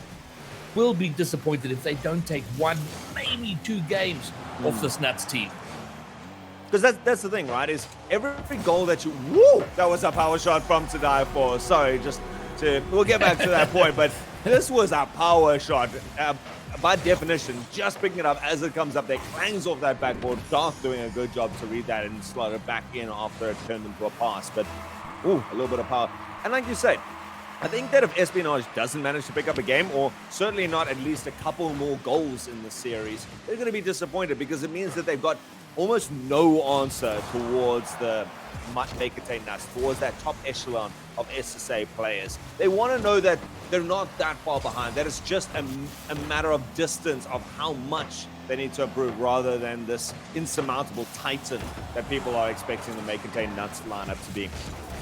The human condition is perfectly set up for struggle and disappointment. If you'd said to Espionage, you're going to be a top 8 team in the first regional, they would have grabbed that, said we're happy. They've done that job. So, and they were really happy last night, but they lose here, they don't take a game. You're immediately disappointed, because that is our nature. We want to go better than we thought we could before. Oh my word. That was really, really close to a 3rd goal for May Contain Nuts. Espionage still in it, but the struggle becoming more and more as time goes on. 100%, because Now, you always got to set that next goal for your team, for yourselves, right? Is what do I want to accomplish? And going, okay, we took a game off Make It Ain't Nuts this time. Next time we want to take 2. That's a really nice place to be in. To go from, okay, we got top 8. Next time we want to make an impact into Make It Ain't Nuts. It's a very different mind game that they don't want to be stuck in. And certainly a very good team that I would love to see them be able to set those high goals for themselves. And maybe it'll just push someone like Make It Ain't Nuts, who doesn't really have a lot to grind for right now. They are the favorites for this. They haven't really been tested all that much in the Swiss stages. And until tomorrow, it doesn't look like they're going to be tested again today. All right, well, here we go. A minute 45. A minute 45 for Team Espionage to find something, find anything, and keep themselves in it. But it is getting tougher and tougher because, you know, we see this with this team all the time. The longer it goes, the more they get into their rhythm, particularly if things go well for them. They've won the first 2 games, looking good in the third, and then it just becomes a deep groove that they're happy just to run out. Yeah. You want the opportunity to have to flex some of these more mechanically testing movements, these mechanics. You know, I want to see Make It Ain't Nuts trying to go for those must-see flicks, trying to go for the backboard reads over and over, not just the straight shots. You know, yeah, you can get away with doing the straight shots, but in this sort of game, in the high-pressure situations, you need to be comfortable being able to do those, because eventually there are going to be teams that's going to be the deciding factor. And having the burst ability to pull it off time and time again under those pressure situations is what's going to mean they're going to be able to do it. So far, not really being tested up to that point where they have to come up with some sort of creativity. Ooh, big opportunity there at the back line there for Team Espionage to try to find it. Unfortunately, Boy unable to find the clear open net. Well, to your point, it's kind of like, you know what, might as well throw everything at it. Nothing to lose here. We know this is where we're going. Let's see what we can do. But my word, what a cracker from Snowy to make it 17 seconds from time. The bump there, removing the play, the pass in field, and 100-kilometer-an-hour banger. Yeah. That 100 kilometers was the standout point to me there. The pass towards the center was nothing truly exceptional there, but the power that they're able to generate off a slow-moving ball is impressive. It just shows how well this team is hitting the ball when they get to it. Every time they touch it, it's with precision, it's with intent, and it's with aplomb being able to keep out this clean sheet share in game number 3. Make It Ain't Nuts just one game away from that semifinal spot. Yeah, and they're more than likely to take it. I mean, Jota and I were talking odds earlier on an upset of an earlier thing, and I think a reverse sweep by Espionage here would get you enough odds that you would not have to work again in your life. Please show me the betting side where I can put 1 rand down on that right now, because if that happens, I am set. I can then do casting full time. I'm coming with you guys to Rotterdam at that stage. Certainly not what is expected by anyone, but not what we expect either. Not what we want to see. Not what we're looking for. It would be nice for Team Espionage, especially with Make It Ain't Nuts, maybe just holding back, running around in third gear. It would be nice to see Team Espionage going, hey, listen, you can't treat us with that much disrespect. We still need you to take up a little bit more if you want to knock us out of this competition. We still have a little bit of fights to go here. Olympic, get out of Twitch chats. You are supposed to be playing this game. They are in the middle of a timeout right now, but this is maybe the humor that this Team Espionage side is throwing up right now. The fact that they can sit here and go, yeah, we know what is expected anyway.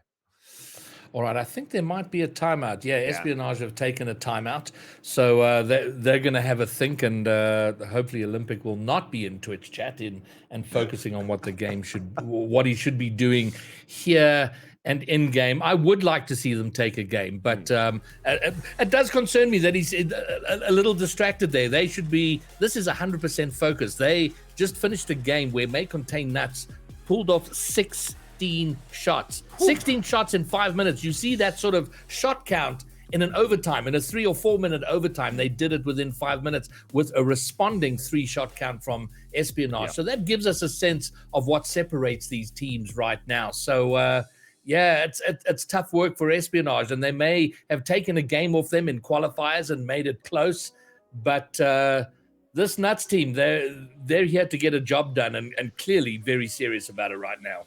Yeah. No, that 16 shots is worrying. No matter what the final scoreline is, yeah, it was only 3-0 at the end there. If you're letting another team control the game so much that you're getting to 16 shots against you, it means you're not getting the chance to attack their goals at all, really. I mean, you say there was, 3 shots? That's not enough. And I would like to see a big revitalization from the back line now. Learn how to clear that out, because if you're ever going to compete with teams like this, teams like Orlando Pirates, Millennial Times Gaming, who are already starting to streak ahead in this region, you need to be able to wrestle the tempo back into your hands, even just for a little time. Be able to learn how to deal with that pressure that our SSA region is so well known for. All right, 30 seconds in. The best news for Espionage is they have not conceded an early goal, so they can fight and try and make something happen. But this has got to be the game, and I think you said it very well, where it's, you know what, get out there, see what you can do, pick up the pace, and just push yourselves harder than you've pushed yourself throughout the weekend. See if you can find a weakness in this Nuts team by doing so.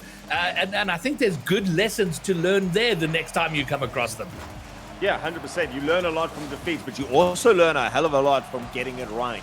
When you know what it's supposed to feel like, or what you're supposed to be able to do to get it in there, it's a really good feeling. And then you just try and replicate that a couple more times. And so far, we haven't really seen. I mean, there was the one goal that did come out there. It was a very nice goal, but little double commits like that, unacceptable when you're trying to play against the best. You're not trying to win against the best, but you are trying to still test them to whatever way you can there. Olympic missing boost in the center there, now going to be stalling out on the side. And it just, little things like that, missing boost pads, going for double commits, it's not a good sign, and it's not what you should be playing the Rocket League at the highest level. And you know what, and also, I mean, it's hard to be, oh my goodness gracious, Garth, with that long-standing goal explosion, banging it past there, the defender in goal, boy, saw it coming, but 112, I mean, geez, you have got to have the reflexes of craziness to get up in time to get that save. It wasn't very far away there. The placement wasn't perfect, and so yeah, it's just a pace issue. Maybe a little bit of proficiency, and having been a goalkeeper in pretty much every game, okay, to die for, managing to find this one into the back of the net. You've got to get used to saving even the hardest shots. It's difficult. Double commit on the wall again, and then Balam and Olympic left scrambling off the back line there. There's not this solid defense. There's not a stalwart back line or good rotations there that's giving Espionage that opportunity to not just save the shot, but save the shot in such a way that you can take control of it for at least a couple of seconds. You know, there's a point that's kind of brewing in my head. You know, one of the things you're taught very early on when you're at school, if you're playing football, is never give up on a goal. Never assume a goal's going to be scored. Run back, get back to try and defend, because you never know what's going to happen. And that philosophy, that thinking extends out to so many aspects of the game. No. Garth is going to get a second, and now Nuts running away with it here. Balam. 3 orange players in the sidelines, though. My word. Yeah. No. Well, probably to my point there, extending it out, you know, they're sort of playing right now like, okay, it's all over. They should be using this as an opportunity to get what they should be running at this game like their lives depends on it. You know, this is what teams like Orlando Pirates and Nuts, everything is urgent, important. Get back now. Fight like it's the World Cup final every time. And that's how you learn, right? That's how you get better and better. Obviously, goals like this, very difficult to defend against. That waterfall aspect coming through the back there. Dark just managing to find that angle there, and Tadaifor doing a good job. Boy attempting for it. But you're right. There's not the urgency. There's not the... Even if you're just treating this as a scrim, this isn't for the prize money. This isn't for the progress to the semifinals. This should just be a scrim now. And play it like a scrim. Play it with vehemence. Play it as, I want to learn anything I can. This is my best opportunity to get better as a player. and do whatever it takes to try learn from that, rather than just we're playing for fun. Keep that fun aspect, keep that mentality, but still learn something. Fight. And we say, by contrast, May Contain Nuts, they're playing with urgency. They're playing like this is game one. It's an important game, and be urgent. It just builds that muscle memory, that mental muscle memory, where you always have a sense of urgency, where you're always just wanting to be the best possible team you can be. Then we see it there with that Snowy getting up there for the block, the intercept, and now a possible counter attack. They don't just want to win here, they want to make a point, and they're making that point pretty solidly with their 5th goal and a minute 13 remaining. Yeah, we came into this saying that one of the goals here for May Contain Nuts is that they want to show that they're sitting leagues above everyone else. And this game has been doing that, taking advantage, getting some great plays in there, going with that tenacity into every shot, into every play, going for those big 50-50s, getting their rotations out and playing every one of these movements as if it is a big game day, like you say. And a really nice flick coming out there from Tadafo, forced towards the center. Oh, the demo Olympic showing that there's still a bit of spunk left in this Espionage side. Now going for the flick to try and come out there, pops towards the center. Unfortunately, only as far as to die for. This is going to be a shutout. Game 4 may well be a shutout. Espionage not being able to find the net at all in this game 4. And at this point, the Nuts team, MCN, they're just cruising along here. Olympic getting a nice little touch down and off the crossbar, though. Not getting the one goal they're looking for here as we get into sub 30 seconds, the dying moments of the last game of Game 2 in the Fall Open for SSA. Man, stuff like that Olympic shot was actually the best thing that I've seen from them so far. That's what I wanted to see this entire way, is even if you're being denied those goals, that is a testing goal, and that was very nearly out of the hands of May Contain Nuts to try and make something happen. He has a nice attempt coming through there. Boy finds it high. It's going to go up to die for, shuts out Balam's opportunity there. But eventually it touches down. May Contain Nuts in a very comprehensive sweep managed to take this, looking strong and keeping up their pretty much undefeated streak going up into that semifinals. So, Ultrasm, we had 4 best of 7 semifinals today. Beg your pardon, quarterfinals. So that's a potential 28 games. We saw 17 of them, is that right? 17 of those. So when you look, earlier on, I made the sort of analogy of SSA being a bit of a layer cake. You got your icing teams, which are May Contain Nuts, Orlando Pirates sitting up at the top, and then a very thick middle section with a lot going on, and then your bottom teams. And given the results today, we didn't have, White Rabbit Gaming Millennial Times was the best game of the day in terms of entertainment, in terms of how close it was. But we're seeing that separation, the fact that it wasn't closely fought all the way through. Our top 4 teams kind of separating themselves from the rest of who's out there. Very much so, and it's surprising considering I did expect some of those series to be a lot closer, at least in terms of final scores. Something like the Reformed ATK game was never supposed to be a 4-0 sweep. In the Swiss stages, ATK actually beat Reformed 3-0. So for it to turn so pivotally like that to the other way around is a big upset. Not necessarily an upset, but certainly not the clean-cut game that we thought. Millennial Times, White Rabbits, a very deceptive scoreline there of 4-1. But at the end of the day, it was a close game, which was nice to see. So you can see there's still a couple of people lingering around that. But top 4, top 5, top 6 is pretty much as deep as we're starting to see this thing going. And we weren't sure how deep this went. Did it go to top 8 or being within contention there? Right now, these top 4 teams, probably the most deserving teams to be there. And I think tomorrow's game setting up to be quite a clash. Well, we have our first regional top 4. You saw it just on the screen there. May Contain Nuts, Millennial Times Gaming, Orlando Pirates, and Reformed. Our 42 teams went into the qualifiers just over a week ago, and these are the 4 that remain standing. And so we had some questions answered in terms of, given the results here, these have been the best 4 teams. How closely fought is it going to be? Is it going to be 2 swept semifinals? Will Pirates come out and sweep Reform to get into the finals? Will May Contain Nuts sweep Millennial Times Gaming? Or is there going to be some fight? Is the gap between those top two any closer than it was last season? And I don't know. Millennial Times, do they have the makings of actually threatening May Contain Nuts? You know what? I think if any team had that ability to cause that upset, it would be Millennial Times. We've seen them grow from strength to strength. Every opposition that they've gone up against, they have managed to rally and push themselves further than they ever have before. And so I think that tomorrow is going to be a very exciting game for them. I think that it's still going to be May Contain Nuts favored. I would say probably Millennial Times taking 2 games there would be a really nice showing for them. Anything more than that, and it's becoming a very, very exciting top 3. And then I would love to see Millennial Times versus Orlando Pirates being who I consider the second best team. So what do you think?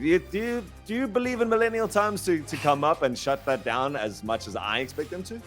Listen, they've been a surprise all the way through. I'd seen them in the qualifiers. I was like, ooh, this is interesting.